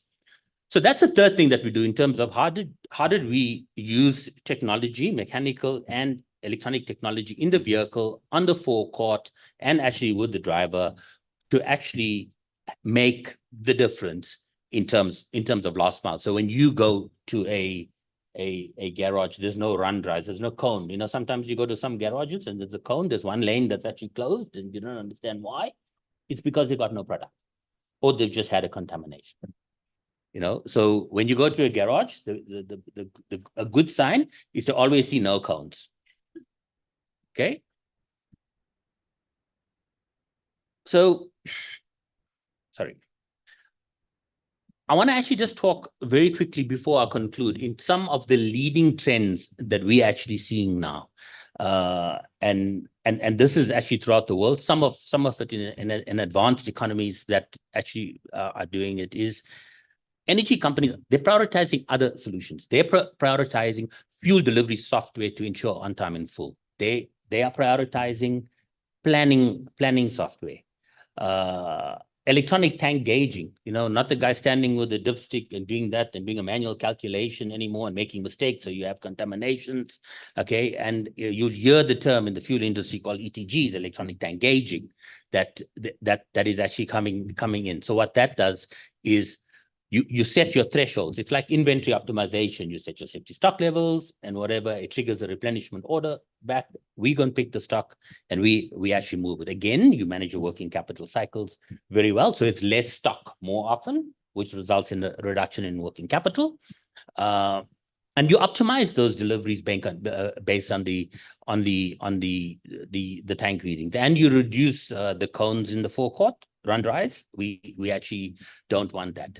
Some of our colleagues here spoke about artificial intelligence to actually improve customer forecasting, customer trends, customer buying patterns. Because the one thing I didn't forgot to actually mention is the fuel game is a declining margin game. Okay, it's all controlled by the DMRE. And if you really look at why do you have car washes at the forecourt? Why do you have convenience at the forecourt? Convenience makes 10 times more money than fuel does in any convenience. So basically, the global trend, and you see it now coming in some of the forecourts in South Africa in last mile, it's all about the customer experience. It's all about when I come into fuel, I go and buy a Red Bull and I got the stuff that we buy, some biltong, whatever, when we on the road. Imagine now with data and artificial intelligence, they know that, okay, each time Ray fills up. Now Ray has a connected car, which is, you know, the connected car is where and you'll see BMW and Jaguar Land Rover, they're talking about connected cars at the moment, where they actually just come into a petrol station. The guy gets the order, he fills up, pays via Apple Pay without even talking to the guy. Think about that. So what is the process when you actually go to a service station? What do you do? So they're moving away from human interaction. They're using big data to actually understand buying patterns, repetitive patterns that actually come into forecourts, and they use that artificial intelligence to improve customer forecasting, to improve inventory levels, all about the customer experience, going from poor, the customer satisfaction index, to actually excellent, because that's where it's at. That's where it's at. You know, in terms of obviously emission reduction and alternative fuels, the evolution of the industry with the EVs and hybrids, you see these charging points coming out. I mean, I've yet to see one being used properly yet. I see them popping up everywhere, but that's a debate for another day. yeah, the customer experience I've spoken about, and the connected car spoke about. So what is the customer satisfaction? How do we increase our margin in a declining fuel economy? And how do you actually reduce or optimize working capital in a very working capital constrained economy? So to conclude, okay, as I've explained, and I hope it is quite technical, but I hope I explained it quite well, that moving bulk fuel around. So when you get your fuel in your car, you are the last mile. It's consumed at that point, your car consumes it. It is an extremely complex supply chain with many moving parts, highly regulated from a health and safety perspective. Oliver spoke about all the ISO standards, RTMS. We've got all of that because that's a ticket to the game. If you're going to play in that scale, that's what you actually need. Okay, little room for error. Okay, mistakes are extremely costly in terms of the price of the product and contaminations and spills. We're seeing technology that is being deployed now in fleet and in the forecourt as a leading trend. I mean, we talk about carbon neutrality, very evident in every company that you see. Like, and I'll give you an example because I mean it's out in the open market. Total, it's one of our big customers as well. They are fuel companies, but now they've rebranded, they've reinvented themselves to Total Energies. So they're an energy company. They're actually not a fuel company. So if you look at their strategy is we're an energy company, and so is Royal Dutch Shell, and so are the rest that are actually leading that trend. So the carbon neutrality issue and EVs and hybrids and everything, we're not going to get away from that. That's actually there. And the last thing is to close is reinventing the forecourt, which is the last mile, okay, to increase the consumer experience, to counteract declining fuel margins, and make sure that when you go to a forecourt in the last mile, that you're filling up, you're buying your charcoal, you're buying your Red Bull, you're buying your biltong, and you're having your car washed, and all sorts of things. Those are all what we term margin enhancers. Thank you.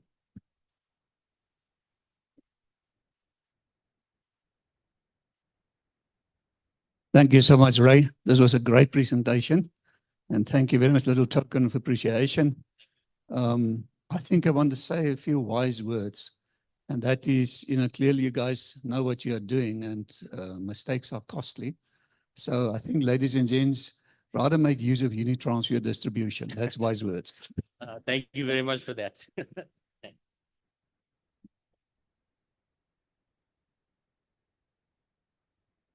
Ladies and gents, I think we had the most exciting, interesting presentations today. Again, thank you to our panelists. What we're going to do now is we're going to do the panel discussion or questions and answers. And so I would love our panelists. I think we've got Michael, we've got Ray, we've got Oliver, and we've got Renko. We've got here. If you guys can please come and sit here at the front. We're just going to put the podium down on the floor, and then we're going to allow for some questions and answers. Thank you very much.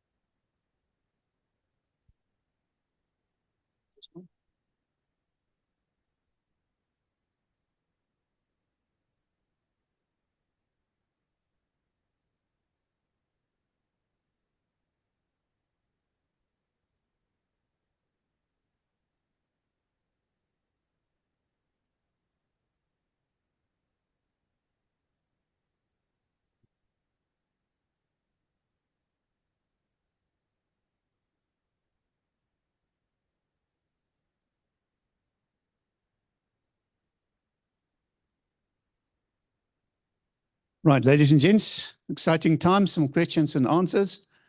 I'm walking around with a camera, so I'm going to approach you with the camera, then hand over the microphone to you. When you ask a question, please keep it short, because we ran out of time actually. Keep it short. You can ask your question to one member of the panel or to the panel as a whole. We'll take, say, 2 questions or so, then we'll give the panel opportunity to respond. And then the cameras, obviously the guys on YouTube and Zoom out there can see you. So I see there's a hand, so I'll go to take that question first. Please remember to identify yourself. Thank you very much. Good afternoon, everyone. My name is Clement. I'm the logistics manager for WASA Logistics. Actually, most unfortunately, I must keep this short, but it's been burning from the beginning of the presentation. But this question is actually, it will infiltrate to all the members of the panel, because it's something that is so relevant to what is happening in our country. I don't want to politicize this question, but what I want to ask, especially regarding the RTMS, to Mr. Oliver, it is a very good presentation and standards of operation. But has this standard of operation been presented, probably, let me say, to our government? Because, why am I saying so? When I listen to that presentation, everything that is needed there is necessary for making our roads even more safer. And it's a shame, because only few companies are RTMS audited or ISO audited or Squash audited. But this is making it so difficult for us to curb the accident and to avoid all other risks, because RTMS is not like nationalized. But is it a way that you are pushing that this be nationalized, so that all companies, especially in the heavy industry, must be RTMS audited, to the point that when you are RTMS audited, that is when you can even get your license of operation. Otherwise, we will still have so many deaths, so many risks in driving. So maybe you can answer that question, please. Thank you. I forgot to mention Gary Marshall is obviously online as well. Gary, can you just sound that we can hear you? Yeah, I can hear you clearly. Thank you. Thank you. Gary. Sorry, Gary, almost forgot that you're there. Okay, we've got another question. Gary, shall I answer the question first, or do you take all questions together? I'll take another one and then we'll respond. Hey everyone, my name is Simon Teller. I'm a senior analyst at Standard Bank, commercial banking, covering logistics, oil and gas. So my question is more of a long-term effect in terms of risk. We know with the Paris Agreement, I think COP27 or 28, I'm not sure. We know most European OEMs have to cut internal combustion engines and go to EV, be it with passenger vehicles, trucks, the likes. So do you see, from a demand side in terms of oil and gas, do you see it being kept and affecting, the profitability and the business sustainability of oil and gas, especially fueling? I guess also for Unitrans, do you see it affecting your business in the long term in terms of, because I know you're big in fuel distribution and also I just generally logistics. I think that's my question, but it's more for a long term, I think, risk. How do you guys see it playing out, especially in SA? Thank you. Good question. Ladies and gentlemen, before I hand over to the panel, we're going to distribute a box between you guys to put in your business cards for the lucky draws. Okay, the panel can respond. Yeah, thanks, Clement, for your question regarding government's involvement in RTMS. So RTMS started off in 2003 as a research project between a few industries, and government was a part of that. And at that stage, the National Productivity Institute. So government have been involved in the RTMS since inception. They also are part of the SABS Technical Committee for Road Transport Management Systems and the RTMS National Committee. That includes National Department of Transport, provincial departments, the RTMC, which is the lead road safety agency, RTIA, who manages ARTO. So agencies of government have been involved. Sadly, while they do support it, I mean, the ministers of transport have issued statements confirming their support of RTMS over the years, starting from Minister Jeff Khadebe all the way up to the current minister. But I have to be honest and say that there has not been sufficiently active involvement of government in the actual implementation, promotion, and adoption. It's something we are continuing to work on to get them to be actively involved. But as it stands, Clement, unfortunately, it's very much industry-driven, and industry are making a go of it. Does that answer your question? Okay, and just to add to that, we're in the second decade of road safety in terms of the UN. The first decade was 2010 to 2020. And our country made a commitment to reduce road fatalities by 50% in the first decade. Nothing's happened.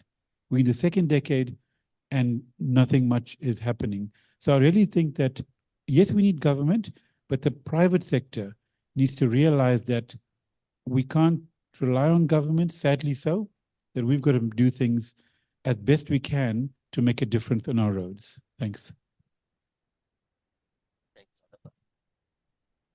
Yeah, thanks. So to answer your question, I think it's Standard Bank, the issue of emissions, when one looks at it, and I mean in the press you would have seen that Sasol are coming under quite a bit of pressure, as you know, in terms of the way they actually producing fuel.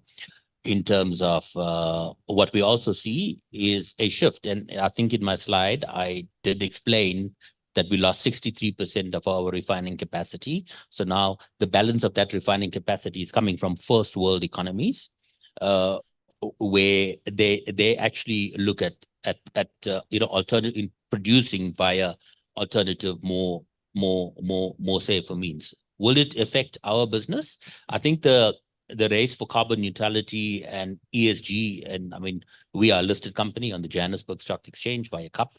So we have a very, very stringent ESG guideline in terms of what we do in our businesses. And I mean, if anyone wants to see it, it's on CUP. You look at the integrated report. There's a special report on ESG that we actually publish to the market every year. So in terms of how it would affect the fuel distribution business, in the short term, not by much. I can't see that happening, and that is my view. In the medium term, it will probably start coming. So when one looks at the transition and everybody's talking about hydrogen, there is no way that this country can come from going from fossil fuels straight into hydrogen. In my view, that's not going to happen. So there's going to be a migration from fossil to dual, and dual will stay for a while. We've experimented at quite a few on dual fuel strategies with CNG, with LNG, and we continue to actually do so in terms of the vehicles that we actually deploy, vehicles as well. And lastly, yes, the transition to moving away completely from fossil is, in my view, is more of a long term. But I think someone made the point earlier on that I think, Oliver, it was you that said that companies, investors will want to invest in ESG safe companies. Now, when one looks at, I mean, I don't know if you guys, and I'm sure many of you do, you get exchange traded funds, but now you get exchange traded funds in world markets that you actually buy into, that is actually an ESG fund. So what makes that difference is that you can go and buy an ETF, and that is a group of companies that has got a very clear ESG guideline, and people will want to invest in that. So that is my view. Yeah. And shorter term, I think optimizing, putting less vehicles on the road in terms of what we do, faster turnaround times, optimizing kilometers that we travel. I think those are wins that is in our control, that we can implement. So for me, that is more achievable in my view. Thank you. Thank you, Ray. Thank you, Oliver. Gary, please, you must interrupt when you want to say something from your side as well. Certainly not going to interrupt. I think Ray there was quite articulate, and I liked his response. Thank you, Gary. Okay, there, and there. So take this 4. Okay, you guys, please keep it short. Let's make this the last questions. Where was it? Afternoon, everyone. It's Bernard here from ABSA. I look after transport and logs. So a big focus for us is the township economy. So I want to understand what are the strategies or initiatives we're looking at in terms of last mile delivery in the townships or the informal economy? Are we looking at into those spaces? Because everything I see in last mile is concentrated in the formal areas. And how will we track and high unemployment in those spaces? Thanks. Okay, let's take this one. Yeah, please keep it short. Good afternoon, everyone. My name is Oscar. My company is Little Trading Enterprise. My question is that how do we deal with the ICT infrastructure? For example, I was doing a Zoom meeting to somebody to Guinea. We have to cut the conversation short with somebody from Singapore because somebody from Guinea infrastructure was poor. It just to cut off, and we have to come back. It cut off, and then how do we deal with the ICT because Africa was still behind. Many African countries were still behind with ICT infrastructure. Is South Africa when we was still bad when it comes to ICT infrastructure, but when it comes to other African countries, they still lag behind. I mean, they're still on the 3G. They're not on the 4G. How do we deal with that, with ICT problem? Serious problem. Thank you for that question. How's the panel? Can I take more questions? You guys still coping? Okay, here were 2. There's 1. Hello, everyone. My name is Frida from Risk Department. I would like to ask JC auditors about, say your company is a risk officer and a safety officer. Now you implemented your ISO standards. Do you need to appoint an environmental officer or you can still use your legal appointees, like your safety officer? Thank you. And the last question was where? It was this one. Greetings, it's Dumela from TFG. I just have a question to ask in terms of the last mile. Like if you have a company that doesn't actually see the need of actually optimizing or looking to efficiencies of a last mile, what would you advise that company? Like how would you present it to them? Because I've got a situation where if you present it like your last mile with the TMSs, your sign on the clause for them, it's just a nice to have. But what is the best way to actually present it to them and say it's not a nice to have, but you can actually increase your efficiencies and optimization? So what advice would you give for that? Thank you. The panel can respond. Thank you.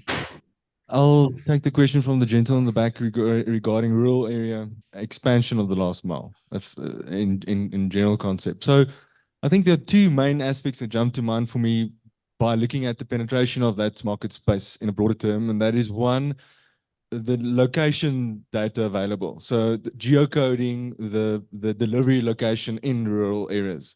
And there's wonderful concepts going around in exactly that. You might have heard of a company called Last 3 Words, where they brought in very fresh and new concept of geocoding areas based on unique coding methods, and that data being available for last mile deliveries to pin locations from orders being received. So I think a big challenge in that space is how much data points do we and are we feeding into a more rural area where we would need that type of location to do a sophisticated drop of last mile delivery or collection. And then another one is obviously the payment methods. Again, a lot of technology in that space in terms of options of wallets and methods of currently rural traditional methods of payments, and how can we tap and link that onto the delivery in last mile. So I think if those 2 growing areas combine together, we can penetrate that market in a much more direct manner. And I think that the size of that market is potentially much bigger than we would ever currently anticipate, because potentially lack of certain of that data that we have in the size of that market. I hope that helps. Could I add to that? Yes, please. So the question was asked about developing township economies through access to last mile. And there's quite a lot being done, particularly by the Gauteng government. I mean, in the Department of Transport of Gauteng, there's the economic propeller, I think they call it, that are busy working strongly with suppliers in Gauteng. One of their plans, as I mentioned in my presentation, was to introduce micro warehouses, fulfillment warehouses on the edges of townships, so that your township companies, and they are there, they're developing at quite a rate. Delivery Kaspeed, for example, is one that I'm involved with at the moment. So you kind of think this is happening. I mean, lots and lots of independent companies within the townships are already there and already operating. The Transport Education Training Authority has granted millions of rands to township operators to train people up. So in the background, there's quite a lot going on. It is a work in progress, but certainly the Gauteng government are pushing it really, really hard. If you need to access that, by all means, contact me and I'll try and put you in touch with the right people. Very kind of you. Thank you very much, Gary. If you don't know Gary's number, contact myself, Gary Marshall, and I'll give you his contact details. Right, some of the other questions. I'm going to try and answer that question on the ICT issue there. And I think I want to say it's simple in that we need investment, but investment is not that simple either. There is definitely a challenge, as you said, on the African continent with ICT and connectivity, which is hampering growth of technology. But at the same time, technology is ever steadily moving forward. If I just cast my mind back a couple of years here, just within South Africa, we as a software company had a challenge with providing our solution to clients at our borders, and I'm talking about Fuelsdrift, Narkop on the border of Namibia, Kopfontein and Zeerust with the border of Botswana, and the issue that we had was, with SARS going forward on a modernization journey, we needed to be able to submit a declaration, a customs declaration, to SARS electronically via EDI. And without technology, without a connection, it was almost impossible. But innovation finds a way, and we found a way to meet that demand by allowing the client to work offline, and when they needed to submit the declaration, connecting via cell phone signal. So the improvement in technology on the cell phone front from a coverage point of view, and the advancement of technology is making ICT and the penetration into Africa much more possible, but much more investment is needed. And that needs to be driven both by private sector and at a government level. There are initiatives on the continent, within SACU, within SADC, the East African Corridor. All of these initiatives at government levels are improving trade, which is obviously generating growth and of course investment, which of course will help with the technology infrastructure problem. I hope that answers the question. Thank you, Michael. Food for thought. Question for JC Audit. Yeah, to answer you simply, the answer is yes. So you can have your risk officer or your legal appointment also take on the role of your management representative for the ISO standards, with just one caveat. All the standards mandate that the nomination of your ISO representative needs to have the responsibility and authority to execute on implementing the standard. So it shouldn't be a junior person. It should be a person with sufficient seniority to, if there's an emissions issue, or if there's an issue around energy management, that person should have the authority to make the changes to the processes in order to deliver on the outcomes of the standard. Thank you, Oliver. TFG, your question be answered. I'll take the last one. Thank you very much, Ray. So TFG, sorry, your name again? Dumelo. So it sounds like you've got all the pieces of a supply chain. You're doing routing and scheduling. You got your inbound scheduling, your outbound, all of that good stuff. Okay. But you're not seeing the benefit. So, or you're seeing the benefit, but you think there's more.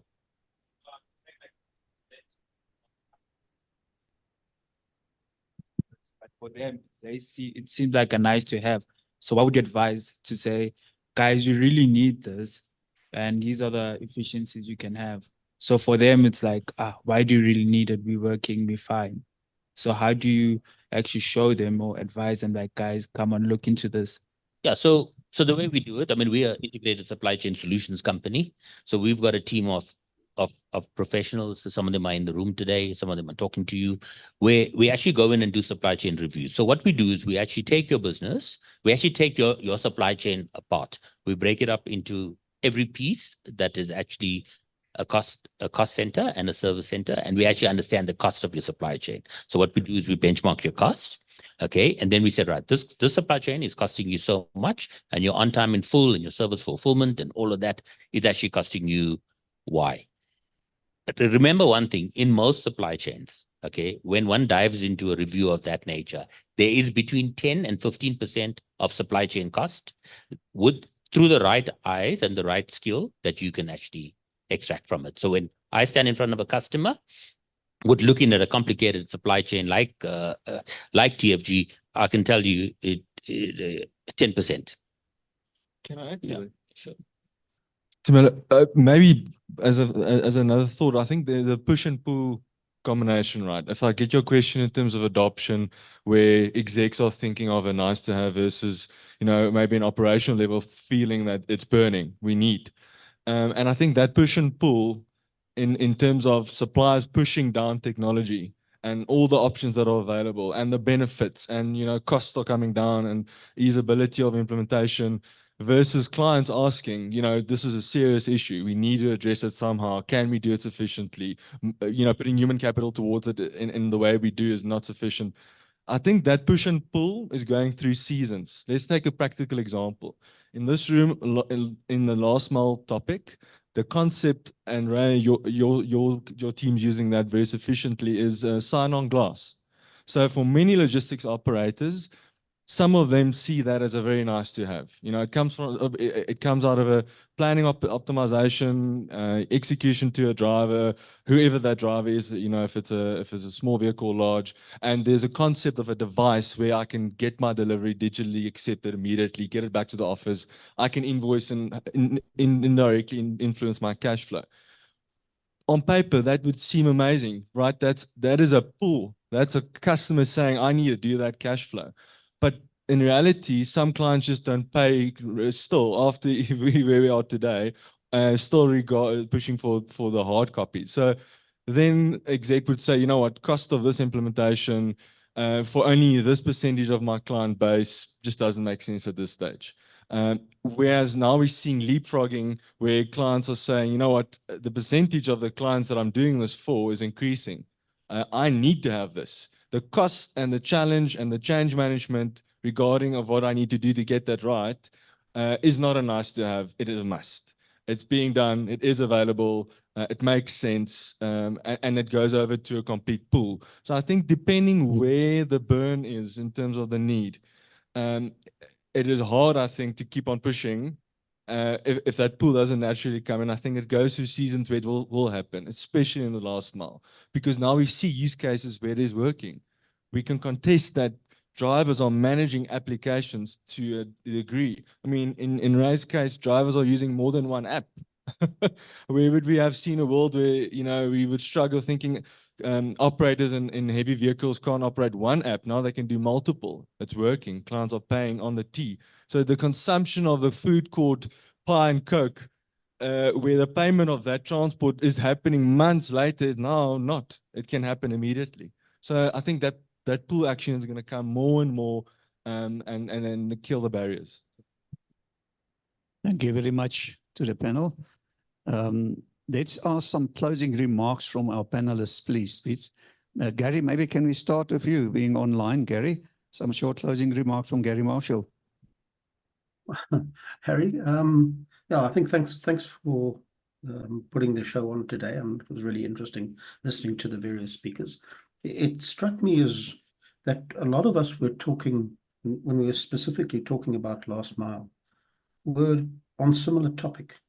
So those are obviously the issues, the successes, the problems that we face in this particular business. So it was quite interesting. And I think, you know, it's a relatively young concept that we're dealing with in terms of e-commerce and so on. So a long way still to go, but we have to get the efficiencies right if this is going to survive, because the costs are rising and the margins are really, really fine. But thanks for the opportunity. Thank you so much, Gary. Really appreciate your participation. Oliver. Yeah, I think I just want to summarize, and I'll borrow one of Gary's closing comments. He said that the consumer is unforgiving, but also what I'd like to add is that the demand is unrelenting or relentless, and the demand is escalating. And as consumers' demands increase, it brings a whole new level of risk that we need to manage carefully, with consideration, with innovation, using tech, but also using culture change. And that's, I think, quite important to understand that the human element, the people in the business, need to have the right culture to cope with the stresses that are for sure increasing almost exponentially due to the consumer's demand. Thanks, Harry. Thank you very much, Oliver. Michael. Thanks, Oliver. I echo that, and I'm glad you mentioned the human element. You know, technology, you know, is advancing, and embracing technology, if I can just leave you with this, is something that we have to do. But never forget the human element that drives that technology, that drives the innovation. And we really need to leverage technology to help us, rather than have this fear of it's going to take over either. So keep that in mind, but embrace the technology, folks. It is key to success in this industry. Thank you, Michael. Renko. Completely echo the feeling on the stage in terms of the human capital and the roles playing. I think the subconscious and conscious, the connection we are making between last mile and technology is quite evident. And saying in that, as the degree of technology and the need of it, and the proof of it shows almost the exact same side as the need of the human capital to be able to do that. So I think for me, a takeaway is how much emphasis are we placing, just as much in terms of skills development for our teams to be able to embrace technology for outcomes like last mile. So yeah, skills development in terms of looking after the right people, attracting the right people, and building skills in our organizations. Thank you, Rinko. Right. Yeah, thanks. So I think there was a question on one of the participants on Zoom in terms of how do we manage, you know, wet stock. So when there's a contamination in a forecourt, what actually happens? So Moses, to just answer your question, obviously we close off the area. Okay, we use an environmental company, and normally you will see a spill tech or an EnviroServe at the facility. The product is properly drained. So if it is a contained or a spill that's actually contained in a holding tank, underground holding tank, and not passed on to the consumer, that's fine, which is when you go and fill contaminated product in your, and that is a dangerous situation. We have had that in the past. So I'm not saying we don't have it. So basically it is, because you can't actually, you know, a lot of people actually say, yeah, but you can blend the product or whatever. We are not in the fuel business. We are not in the fuel transport business. We cannot sell fuel. We do not have a wholesaling license. And for everybody that knows, you need to be, if you sell anything over 1,800 liters of fuel in this country, you need a wholesaling license, or you'll be in carte blanche. So just keep that number in your head. So it is safely disposed of, and you can imagine in terms of the multinational fuel companies that we actually serve, they are literally multinational fuel companies. So there is a policy and a procedure for everything that goes on. They dispose of it, and how it ends up, you know, if it's you got another market, which is basically the burner market. You know, where you burn fuel and boilers and all of that stuff. So I think that a lot of that product will actually go in. It doesn't go back to the ESCOM OTC plants when you have load shedding, that I can assure you. Just to put that into perspective, a OTC plant, like say Aankerlik, okay, we move a lot of diesel there. 40,000 liters gets burnt every 43 minutes of good A-grade diesel. So that's just another fact that you should. So in terms of a contamination or contaminated product, it's not even allowed in our depots. So in terms of Moses, I hope I answered your question. In terms of closing remarks, I think, Harry, thank you very much for you and your team for putting it together, and the privilege, I think, to meet some of the panelists and actually meet some of you and actually share your insights and your challenges. And I think in terms of last mile, I think embracing technology, and you can see in various fronts, that has come out strong. And I mean, if there's anyone in the room that can actually tell me that life since 2019 and 2020 has become easier than it is now, then we need to have a private conversation, because life is tough. Supply chains are complex. We're living in an economy that is not growing. Unemployment rate is high. Interest rates are high. People are battling to get ends meet. So what we have to do is we have to consistently innovate, and there's always a solution. You just need to think about it. Thanks. Thank you so much, Ray. Ladies and gents, let's give a big hand.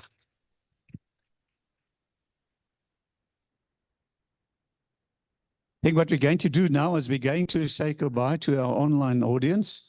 Jan, you can end the Zoom session there, and we can quickly going to do the lucky draw now. I think that's a very important session. Hopefully all your business cards are in that box.